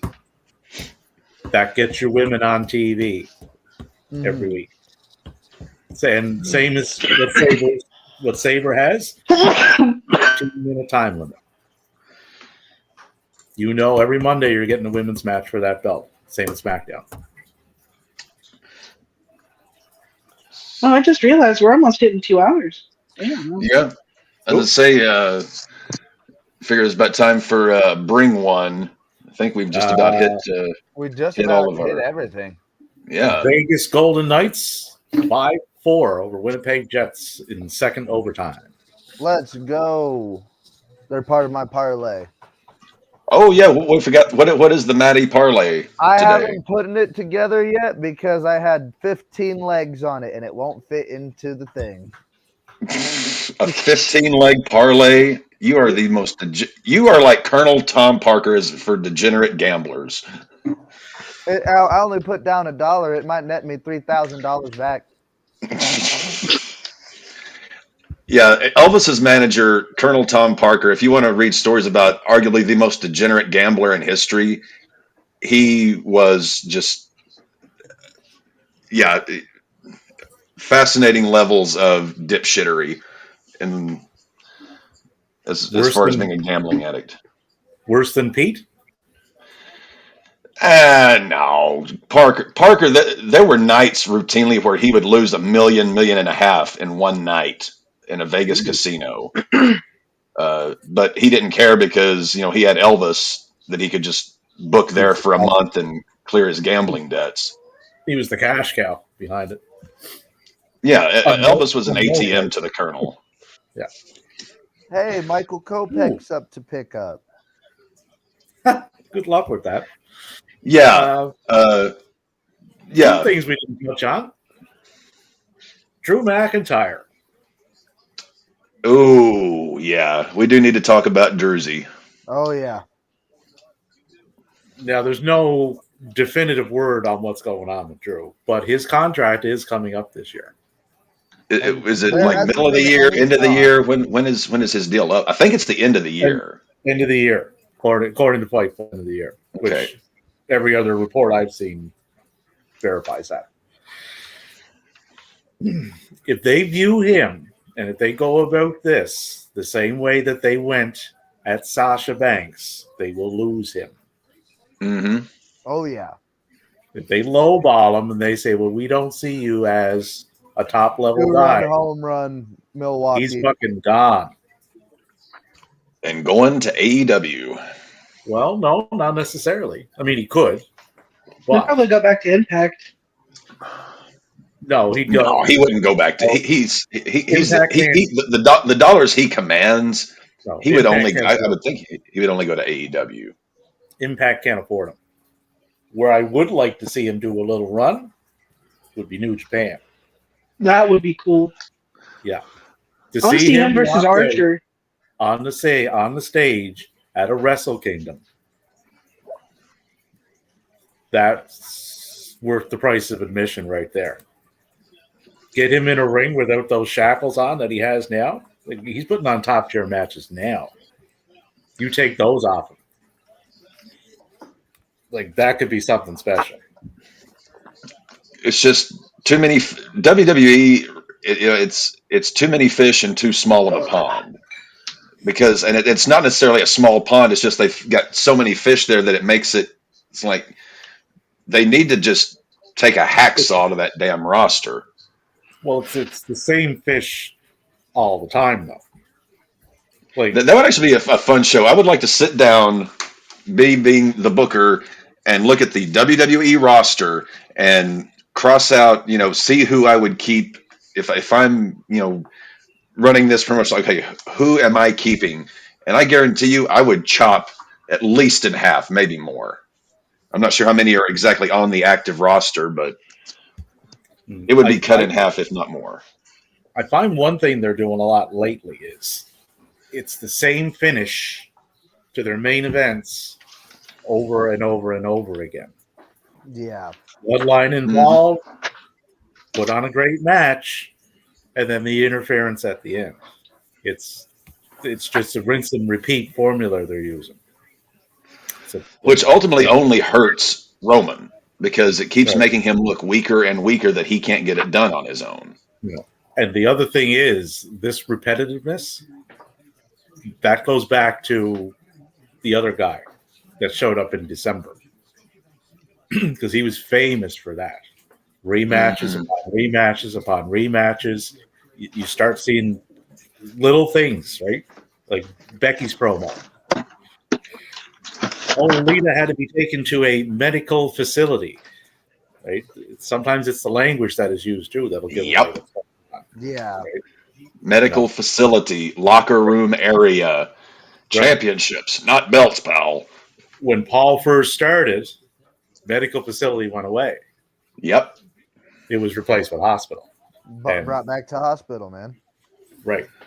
And since Vince showed up in December, there has not been one hire for the main roster.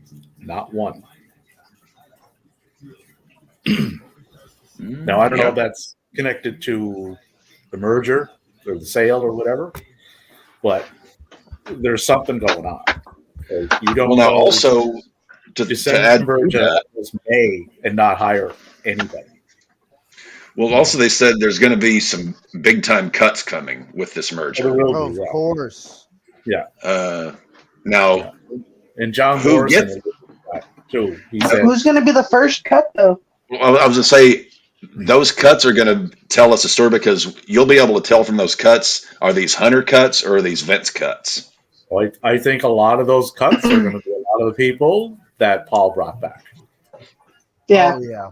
If that's the case, then you know who made the cuts. Yeah. Like, I mean, this is not too difficult to solve. This is, it's like your most basic, like murder mystery. Hit Row's gone again. Yeah. Because that was a fail right out of the gate because when Paul couldn't get Swerve from AEW because he was under contract and stuff, that was dead in the water. Yeah. I'd say Cross is another one. Yeah, that one was a flop. Because Cross He was doing so good on the Indies and then went back and did nothing. Can't say doing nothing because he's now getting into a program with Nakamura, which might be really good. I mean, I did like one of the matches he had with Drew, minus I liked the cage match minus that doofy ass finish. It's just, and like you said, Dave, the rinse and repeat on the finishes. It's bad enough that they're doing that, but also the fact that they are so friggin' convoluted, and the finish shouldn't be all that complicated. It doesn't need to. If I know what the finish is going to be when the match is announced, and I'm right, more often than not, that's not good. Yeah. It's like I'm watching a rerun for that's never aired before. A rerun that's never aired before. That's a good one. So basically, your wrestling life is becoming Groundhog Day.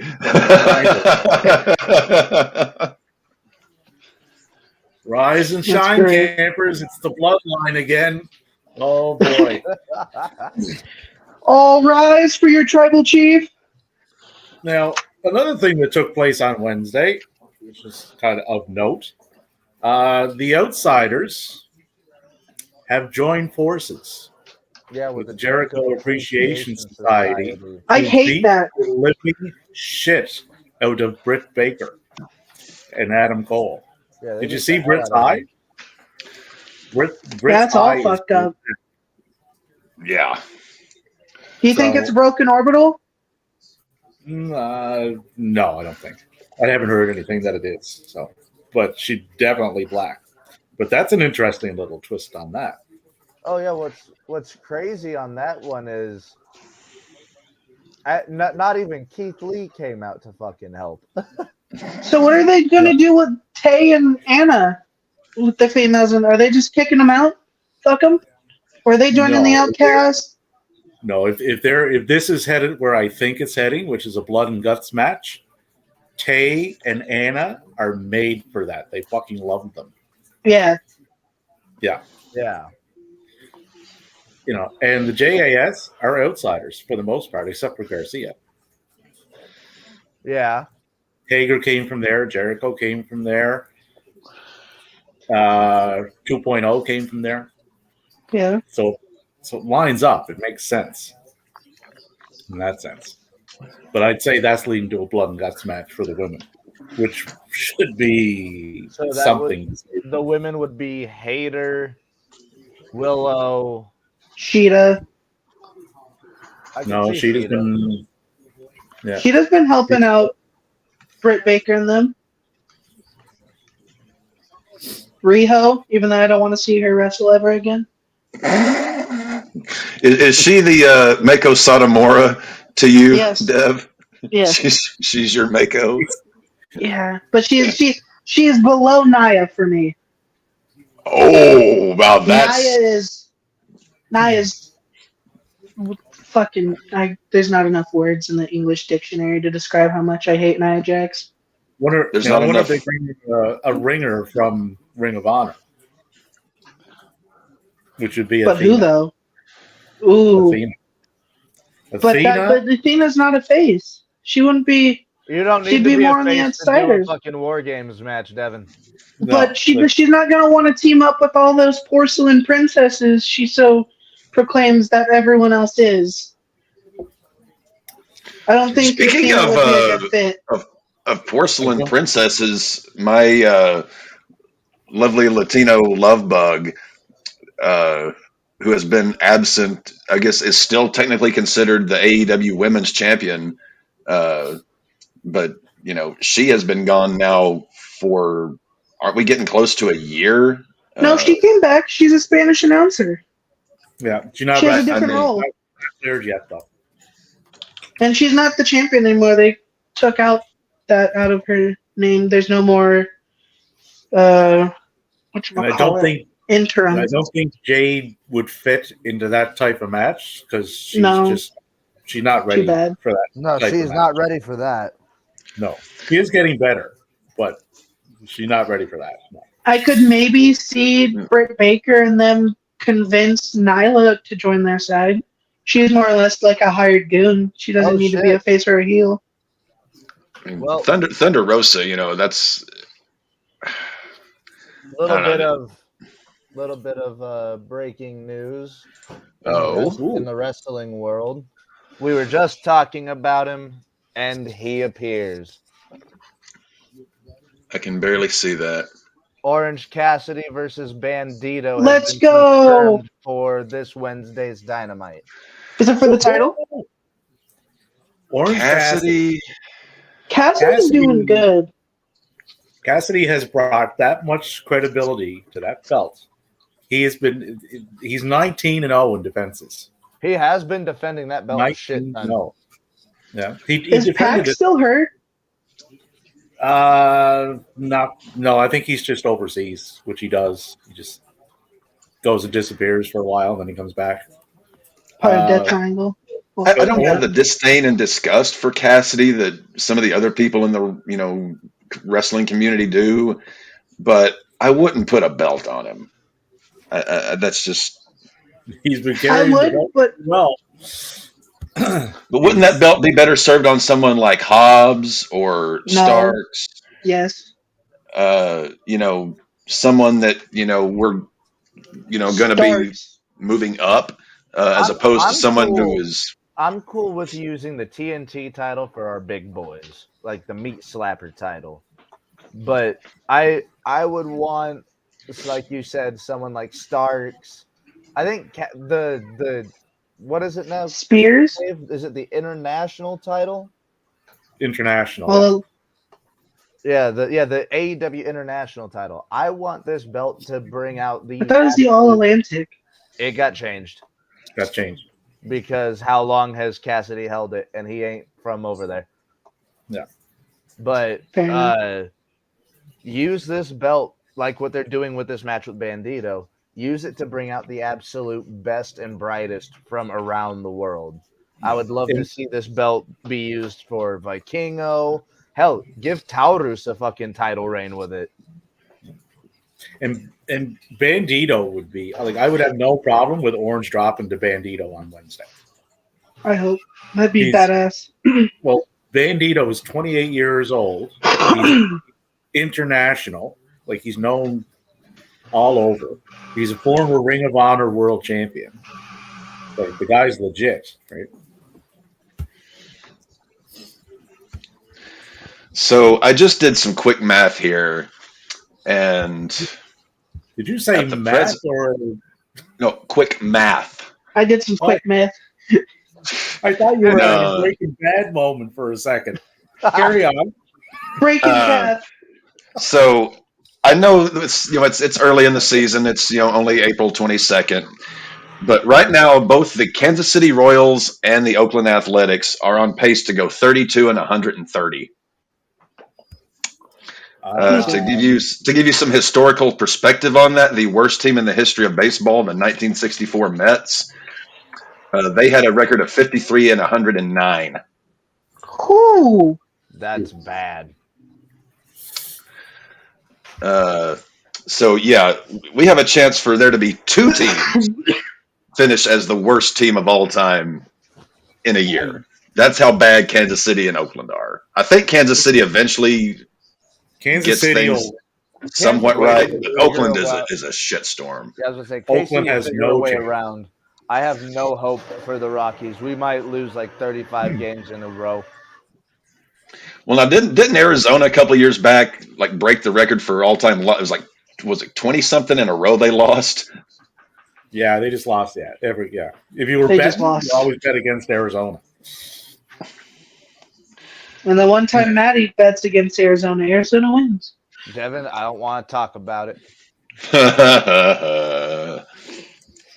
And the time that I do bet for Arizona, they lose. Like the Super Bowl, where they lost to the Steelers. Oh boy! Another little hot button topic on the wrestling side. Roxanne has been rumored as a call-up. That would be a breath of fresh air to the women's roster. Then they're not going to use her. Well, that's my fear. She's 21 and she needs reps in the ring. She's really talented. She's very talented. I like her if she was Roxy. What? But let's not act like she's not 21 and that this life on the road may not be all that it cracked up. I just don't want to see her get called up to have 2-3 minute matches on Raw and stunt her growth. Yeah. If she stays in NXT, she's going to get those reps. Cap, did you just snicker because she's short? Higher profile programs, right? What? I was like, Cap, did you just snicker because she's short? No, I was thinking of how many people they call up from the roster and stunt growth of, or just flat out, what's the gland that controls your pituitary? Pituitary. Yeah, they just remove the pituitary gland from people once they come up. So what I would like to see them, they're having a match Tuesday for the title. Indy, Tiffany Stratton, Roxy. Do you think it's the time to put the belt on Tiffany though? No. God no. No, she's not ready either. Her character is horrible, but she shows an immense amount of talent in the ring. It just reminds me of another Lacey Evans ripoff. I wouldn't compare anybody to Lacey Evans. I mean, if you're worried about fixing this women's division, you just you got NXT. You bring Nia Jax in as the lead female trainer, and that will fix all the problems. They can learn to take those apron bumps. My hole. I I would have Tiffany and Roxanne do a good 6-7 month program for that belt. Build the two of them up, get their characters up to snuff, and while you're doing that, build up the next group coming behind. Who's next? Pardon the Bill pun. And no, I don't want to. What do you think? I've heard it sniffed at here and there. Goldberg and Wembley. No. I could see it. I could see it. I could see it for a 1-match deal. But who? Wardlow. Who the fuck would? Wardlow. You were about a second ahead of me. Yeah, Wardlow. That's the Wardlow versus Gordlow. Have Wardlow. Gorg at Wembley would be Wardlow. And of course, it being AEW, they're going to book it horribly, and they're going to put Goldberg over Wardlow and just continue to keep using Goldberg. Have him catch the spear. Have him jump, catch it, and then hit the powerbomb symphony. Yeah, like that's how you do it. His AEW name's going to be Whiteberg. In a 5 or 6 minute match, because Bill can't go more than 5 or 6 minutes. He may be gassed into the ring. Depending on how what long do you mean? He needs that Iron Man match. He needs to go 60 minutes. Did you hear what MJF said about him? No. Oh, I'd love to. I destroy that roided up Jew.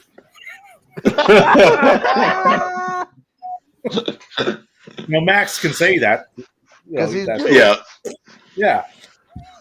So I don't see that match. Goldberg's making MJF get McShooken up in this bitch. You're making me McShooken up in this bitch. Holy shit. Well, in August, that's pretty close to Yom Kippur, I think. So you could possibly, have the. So who takes the belt off Max? It's got to be Darby, right? But it's going to be later down the line. Yeah, you don't take the belt off MJF for at least the next 3 to 5 years. No, that's too long. No, it's not. It's fine. No, it is. You're the same shit that we have on Mondays. But I will say, maybe Punk. No, Punk's. He can't stay healthy enough to put the belt on. Yeah, and Punk doesn't need a belt. He don't. Hey, he's just gonna go back to WWE with it. Dave, home run Boston. Yeah, look up Yu Chang. See if he's on the waiver wire. Because I might. What I would go with. After all this summer is said and done, I would start up a program with Jay White. Ooh. The two of them definitely be entertaining. The two of them can talk. They have no problem doing promos, and their in-ring style would mesh perfectly. Oh yeah, especially if you have Jay White shit talking after doing something. Have MJF do like the most basic of arm drags, get him out of the ring, and then have MJF start shit talking. Yeah, and in ring, they are they're a thinking man's wrestler. It would be a beautiful match. Yeah, and Jay beautiful. Jay just held the IWGP title for 3/4 of a year, so he has no problem holding a main title. He knows what to do. But and he's what, 30? Yeah, but Jay White's not that old, I don't think. No, I think he just turned 30. I think so, yeah. And Jay White is going to be a star for years to come. I think he can easily wrestle into his mid-40s. Because his style, he does the I won't do anything at minute 1 that I can't do at minute 30.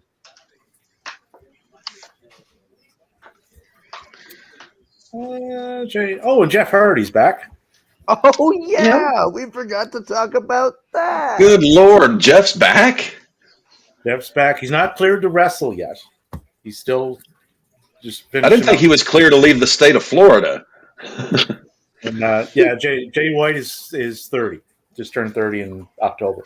Yeah, I completely forgot about that. Jeff Hardy's they're back. doing they're doing a Hardy compound match. So, and Matt's been doing a lot of mannerisms from Broken Matt. So you might right. So to protect Jeff from himself, you might see them go down more that avenue. Where they're at the house. Yeah. I hope you're right, because Jeff at this point, and obviously, you know, we've seen Stranger Things, but at this point, I mean, I haven't finished it. He's not going.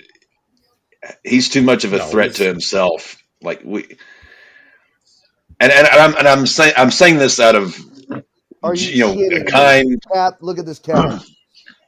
I just saw that. I'm saying this out of kind generosity as a human being. Jeff Hardy does not need to be in the wrestling business. He needs to get away from all that. Yeah, and he's 45. Yes. Yeah, I've said it ad nauseum, but that was a very hard 45 years. Let's say I will say I've said this ad nauseum, but the world of wrestling does not need Jeff Hardy anymore. We thank him for everything he's done, everything he's given the business, but it's time for him to relax. He's a father. He's got 2 beautiful kids. Now, if he wants to go out on a little bit of a higher note than when we last seen him, I don't have a problem with that. Right? Do it upright, do it up safe. You know. I agree with Dave. I feel like I think he needs to get one last ride, show out that he's going to leave. Well, we've been thinking every single time it's going to be his last ride, and then he does something, gets into shenanigans, and I mean, Maddie's right. I mean, wrestling doesn't need Jeff Hardy, but even less, Jeff Hardy doesn't need wrestling. He needs he's given so much professional to the business already. Help. Like, he just needs to get away from it, and he needs that constant guard dog and professional help. I mean, now what I will say is, I saw people online, and I do agree with them from a point, but yes, the worst thing for a recovering alcoholic or addict like that to do is just sit at home and do nothing. That is the worst thing to do. Yeah, well, Scott Hall. I mean, you saw he had gotten clean, and then COVID hit. He was stuck at home the whole time, and look what happened. Exactly. And I can people attest like that. People like that need to get. They need to get out. They need to get, to some sense of normalcy. And the wrestling world is anything but normal. But being on the road with his brother is normal to him. And he ain't driving. He ain't traveling alone. So I think, like you said, Cap, that constant guard dog, Matt will probably be there to be that guard dog as the older brother. I can see a good thing of him being back, but I don't want to see him do more matches. I really don't. He could be, a very effective person for a promotion, because he's been up and down the road. He knows the business. He could, work with younger guys and, help, that next generation that's coming up. Again, something like NXT, where he just lives there in Orlando, doesn't travel, just works the performance center.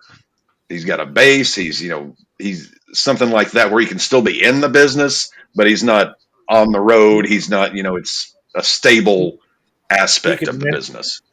He could mentor a guy.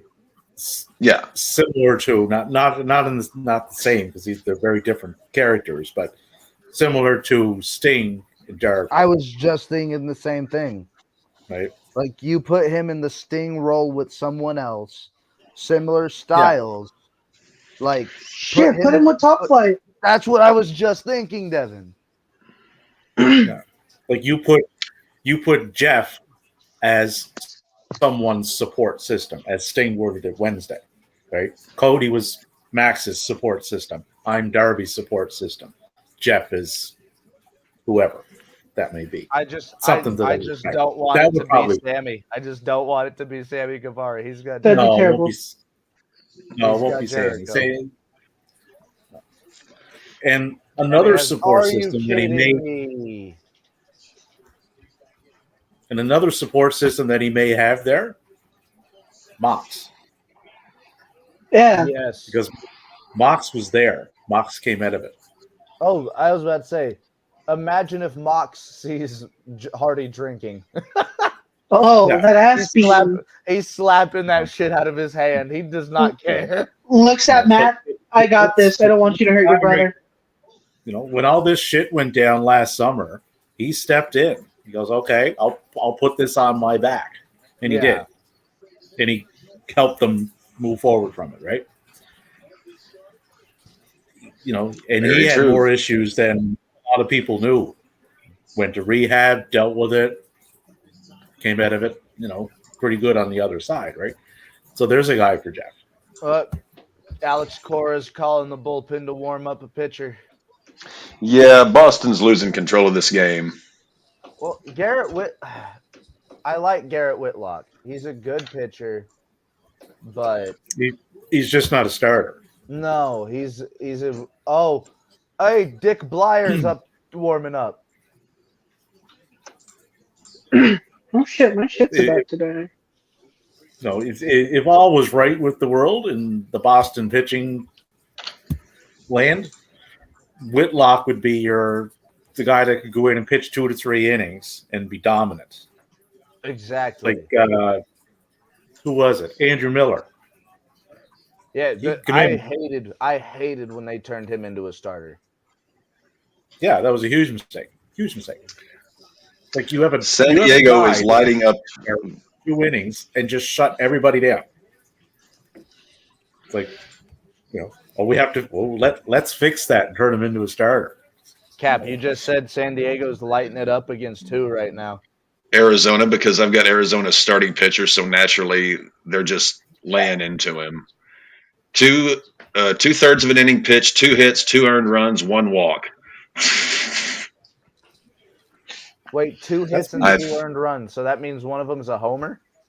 Yeah, he gave up a home run and then walked another, and then a guy put him in. So literally, I mean, this is why my team is in 6th place. We can't pitch. Oh, even Matt Carpenter doubled off of him.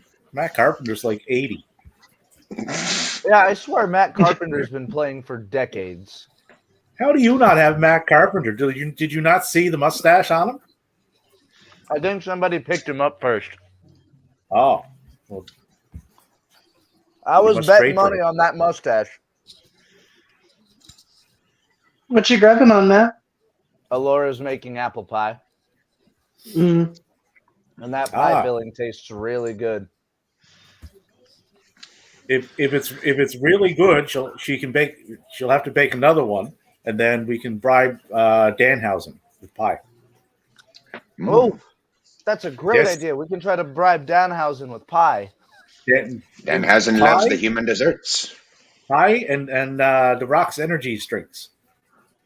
And the monies. Don't forget the monies. I've tried Zoas. I don't like them.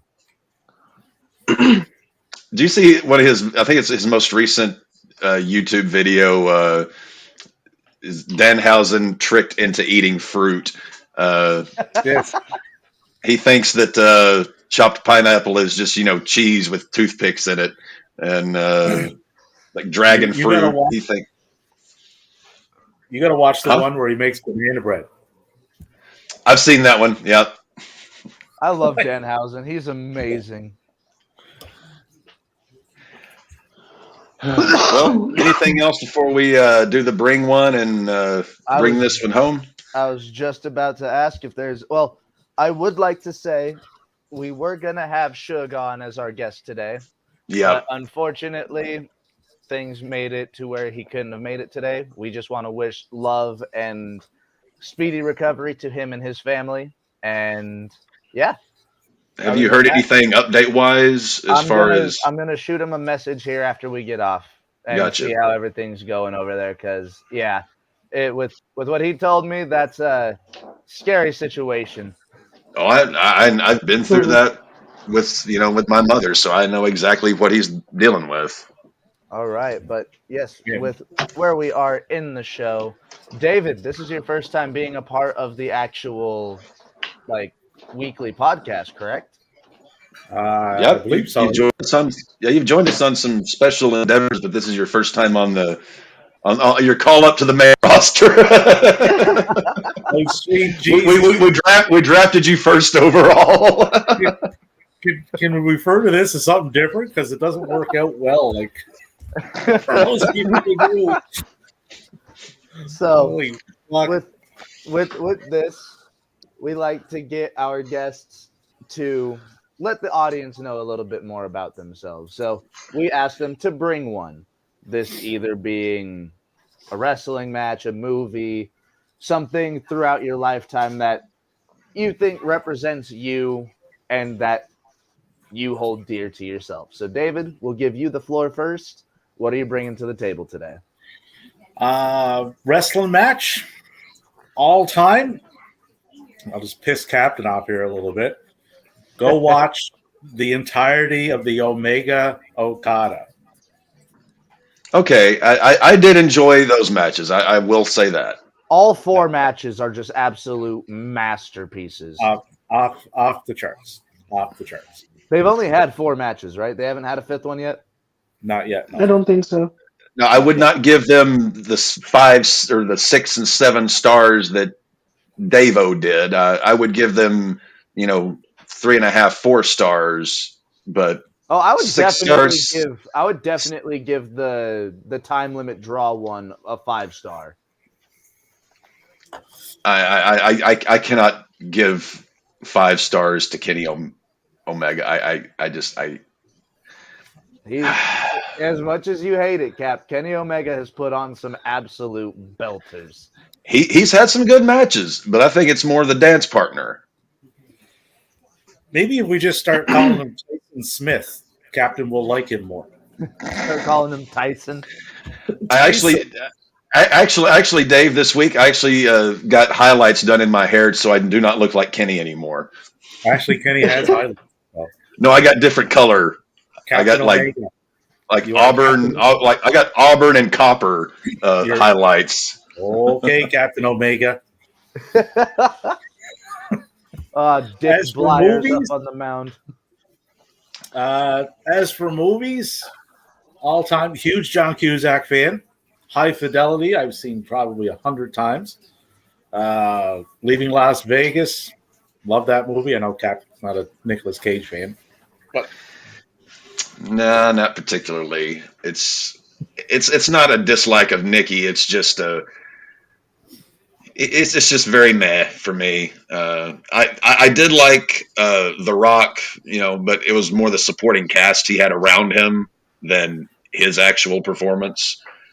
That would be the one Rock. Nick Cage movie I would go back and watch. And Con Air. I liked Con Air. What about so I would watch those two. John Cusack was in that. I mean, I've never really had a problem with John Cusack. I've liked quite a few of his movies. Well, I grew up through John because, I'm 53. So when John was coming into his own would have been in the 80s, so I would have been a teenager. So I kind of grew up with John throughout the years. Two favorite John Cusack movies, The Ice Harvest and Hot Tub Time Machine. I forgot Cusack was in Hot Tub Time Machine. He was, yeah. Say Anything, High Fidelity. Sorry, Captain. Frozen Ground is another good one. It's I haven't seen that one. That's on serial killer based up in Alaska. Okay. See, I think Serial Killer in Alaska, I think Insomnia with Robin Williams and Al Pacino. That's such a good amazing movie. You're going to hate who he's in the movie with, though, so I won't say Nicolas Cage. What? I mean, I won't watch or not watch. I will not watch a movie based on one person that's there. It. I mean, I'm more like, directors. That's sort of how I kind of guide. I mean, apart from a few actors, I'm more like a director guy. So if it's, but again, I will not watch something because someone's there. So if Martin Scorsese directed a film with Kenny Omega as the lead actor, Well, I do love Scorsese, or Scorsese, pardon me. Um, Now, if he did like a remake of Goodfellas where Kenny Omega winds up in the truck frozen stiff, I would probably be fine with that. No. This is Kenny Omega as the lead actor. Yeah. Ugh. Kenny Omega is the Ray Liotta character. If they do a remake of Goodfellas with that schmuck playing Henry Hill, I will find a copy of the movie poster and piss on it. You do not. And this is the thing. Hollywood has pissed me off with all these fucking remakes and reboots. There's certain pieces of history that are sacred. You can't remake The Godfather. You can't remake Goodfellas. You can't remake Gone with the Wind. You can't remake Apocalypse Now. There are certain things you do not touch. I feel like Apocalypse Now could get a remake depending on the cast. One flew over the cuckoo's nest. You can't remake that. No, I mean, I don't. Maddie, trust me, you could not remake Apocalypse Now. Watch the documentary about the making of the movie. You could not redo Apocalypse. The way that thing happened and came together, the amount of cosmic tumblers and everything that had to go wrong, but them to still make it is insane. But before we continue with Bring One, I do have a question for you guys. Okay. You have to remake Field of Dreams. You have one A-list actor, but you actually have to get MLB players to play the rest of the cast. Who are you guys getting? The Hollywood star to play Kevin Costner's role? You mean that one? Yeah. So you're getting one A-list actor to be the lead role, and then the rest of the players you have to fill with either past or present MLB stars. I've never seen it, so I can't say. You've never seen Field of Dreams, D? I don't think so. It's in my library. You're fucking watching it when you're down here. Okay. It's a good baseball movie. It is. Yeah. It's a really. I mean, it's a good movie. I mean, it's a good movie that happens to be about baseball. It's a really good movie. Kevin Costner may be one of his best roles of all time. Who would I get to play Kevin Costner's role on a remake of Field of Dreams? John Cena. Fuck you. I would say Bradley Cooper. I do not dislike that. I'm a big Bradley Cooper fan, so I would not have a problem there. Trying to think who. I mean, no one really pops into my mind, but I would not be at all upset with Bradley Cooper. And I think he played baseball in college as well. So, I'm not sure. I know he went to the Actors Studio in New York. That was where he went to. I think that's where he went to college. I'm going to go with a Canadian contingent here, Kiefer Sutherland. Oh.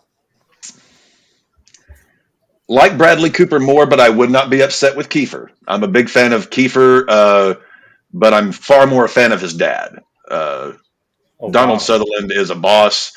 Kiefer is pretty good, but he's not his dad. I can watch. I've actually got the Blu-ray of MASH over there. Donald Sutherland he's one of my favorites of all time. I could just hear Kiefer doing some of the voiceover work with the voice that he has, and I think that would hit really well. Again, I would not dislike that. I've never watched a Kiefer Sutherland movie and been upset. I just far more prefer his dad. And who would be your MLB cast members? Well, you first have to start with Ray Liotta's character, because that's sort of the Shoeless Joe character. Yeah. Matt would do anyone with a mustache or any Asian baseball player. Shoeless Joe didn't have facial hair, so I that ain't will gonna tell work. you, Matt Carpenter is getting a role in this movie for me. Catcher, just due to it because he has a connection to Sox. I was going to throw Carlton Fisk in there. Played for the Red Sox and the White Sox. He did. I actually gifted a signed Carlton Fisk jersey to someone years ago. Yeah. I mean, the players, I would just, gosh. I would have to think of, well, okay, now the other players, maybe, but like the Ray Liotta character, I think you need an actual actor there. I don't think there's a. You don't think there's a former baseball player that could fit that role?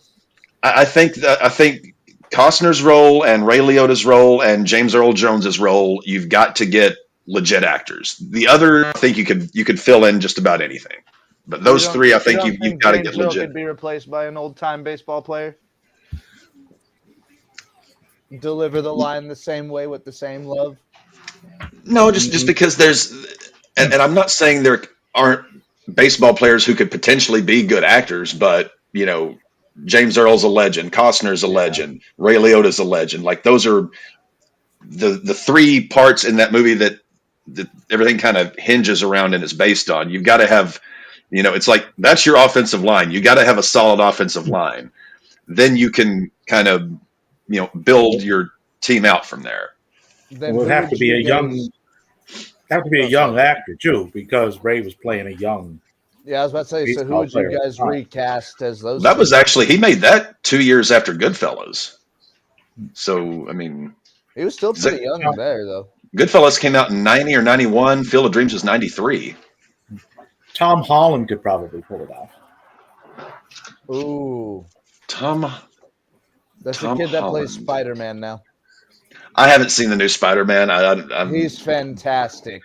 I love Tobey Maguire as Spider-Man, but I haven't seen any of the new ones. Tom Holland's my favorite Spider-Man next to Tobey. If I could think one actor I'd just like to drown in the Arkansas River would be Jake Gyllenhaal. What's the beef with Gyllenhaal? Holy shit! Yeah, he's just a fucking twerp. I'll send you some Canadian rocks to help. Weigh him down. Greatest actor though I think I've ever seen. Daniel Day-Lewis. Yeah. The guy is phenomenal. Like in everything that I've ever seen, and the roles that he's played have been so varied. My Mount Rushmore of actors would be Daniel Day, Brando, Spencer Tracy,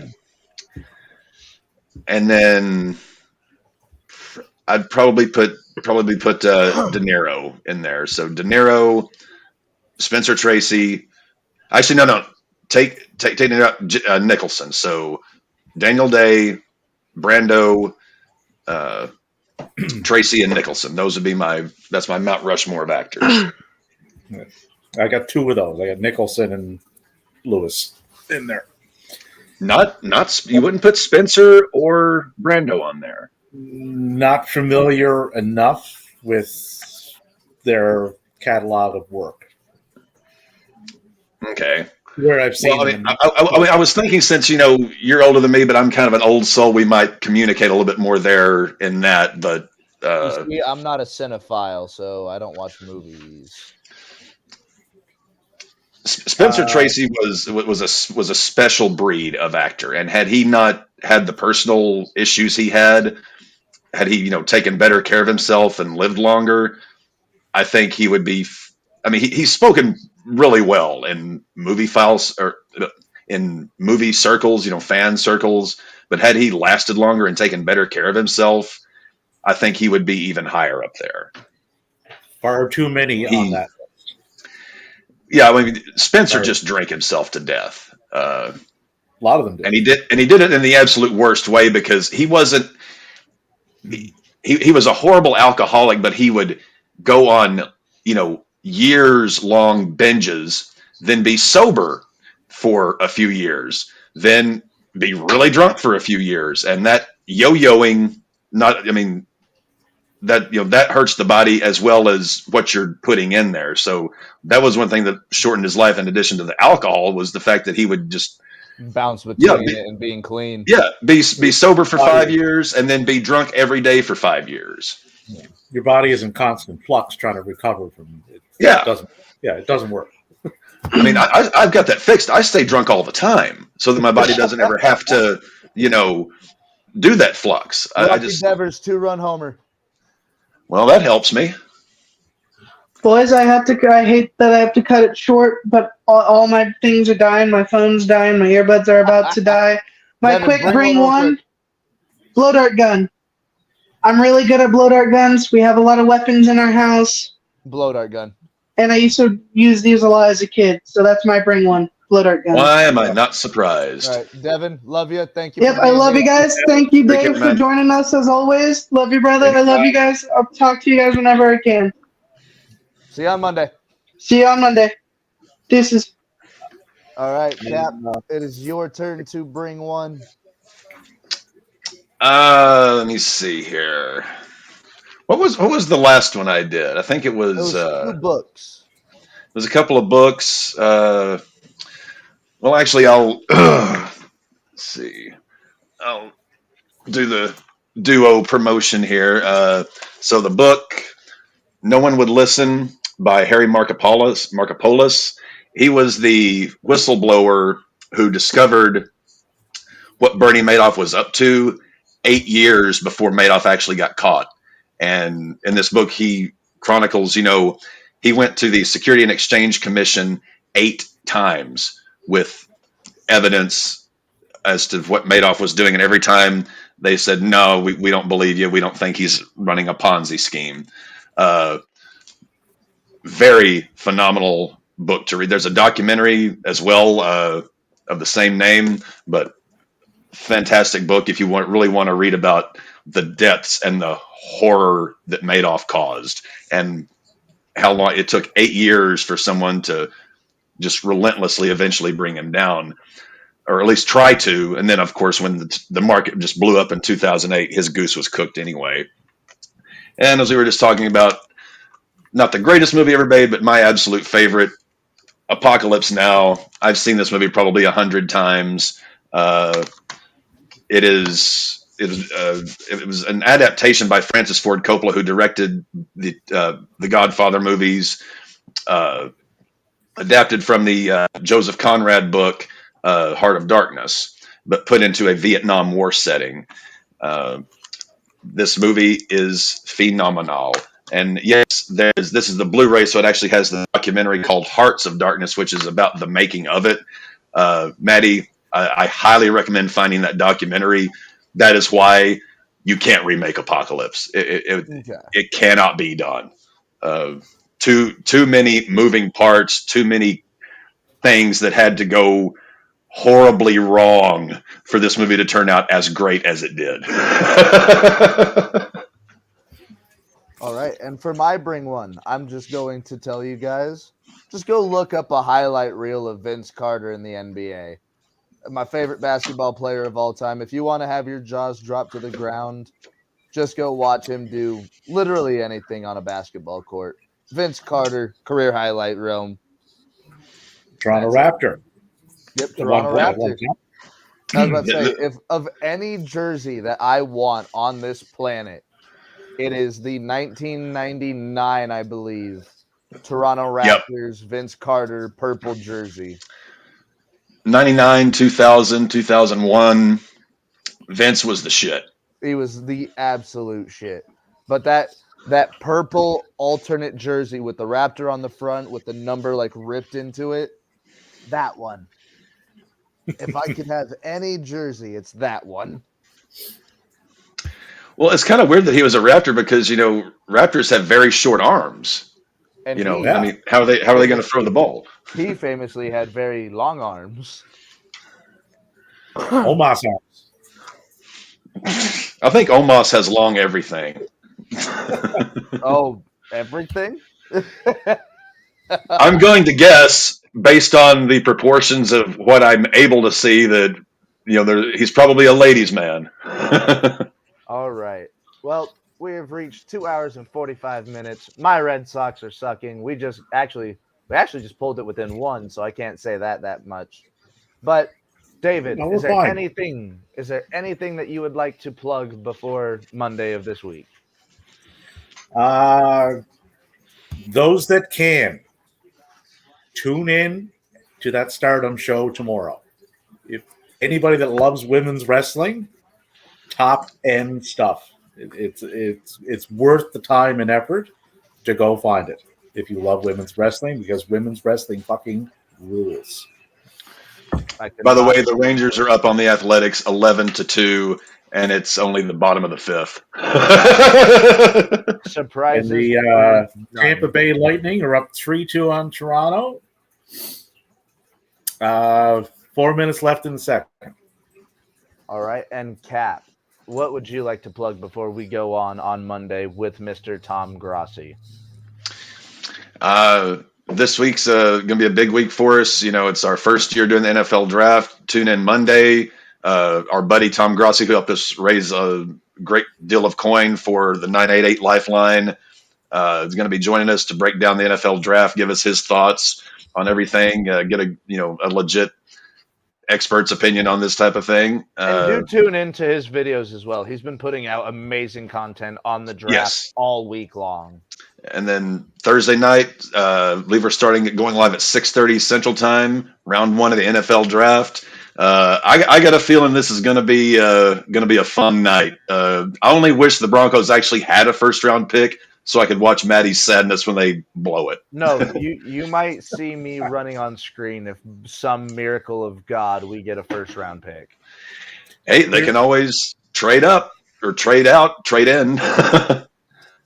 If the Broncos get a first round pick, right, I think we should get the debut of Scissor Me Maddie Ass.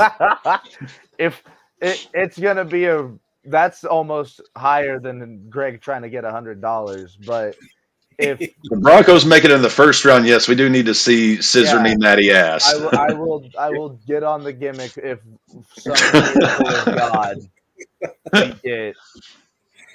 There's no way we're getting a first round pick. So you guys, I just got to trade Sutton and Judy. That's all. Yeah, and a package deal. We better get a first and a third. God damn it. Judy and Sutton to the Pats for a first. See, I just made this so easy. Dude, with you being the Patriots, I want more than a first. I want more. This is gonna be an Aaron Rodgers. Maddie, actually, the Patriots pick 14th. That's not too shabby. See, I'm trying to help, and you're shitting all over me. No, I'm not shitting all over you. No, this is the Jets Packers situation. See, I have the leverage here. The last time the Broncos had leverage. Whew. Oh shit. And with that, this is gonna be wrapping up the RAWBall podcast. I have been the shit better extraordinaire, Matty Laws. This has been our cleanup hitter, Davey Recap, Davey Wrestling, Davey Baseball, the Oracle Dave. And we have always been joined by the captain.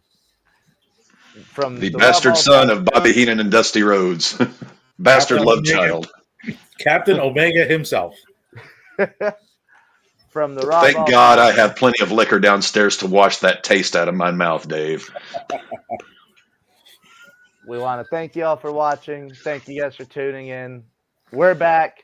We're going to be pumping out content like crazy. So thank you guys for tuning in. Stay safe, stay healthy, stay hydrated.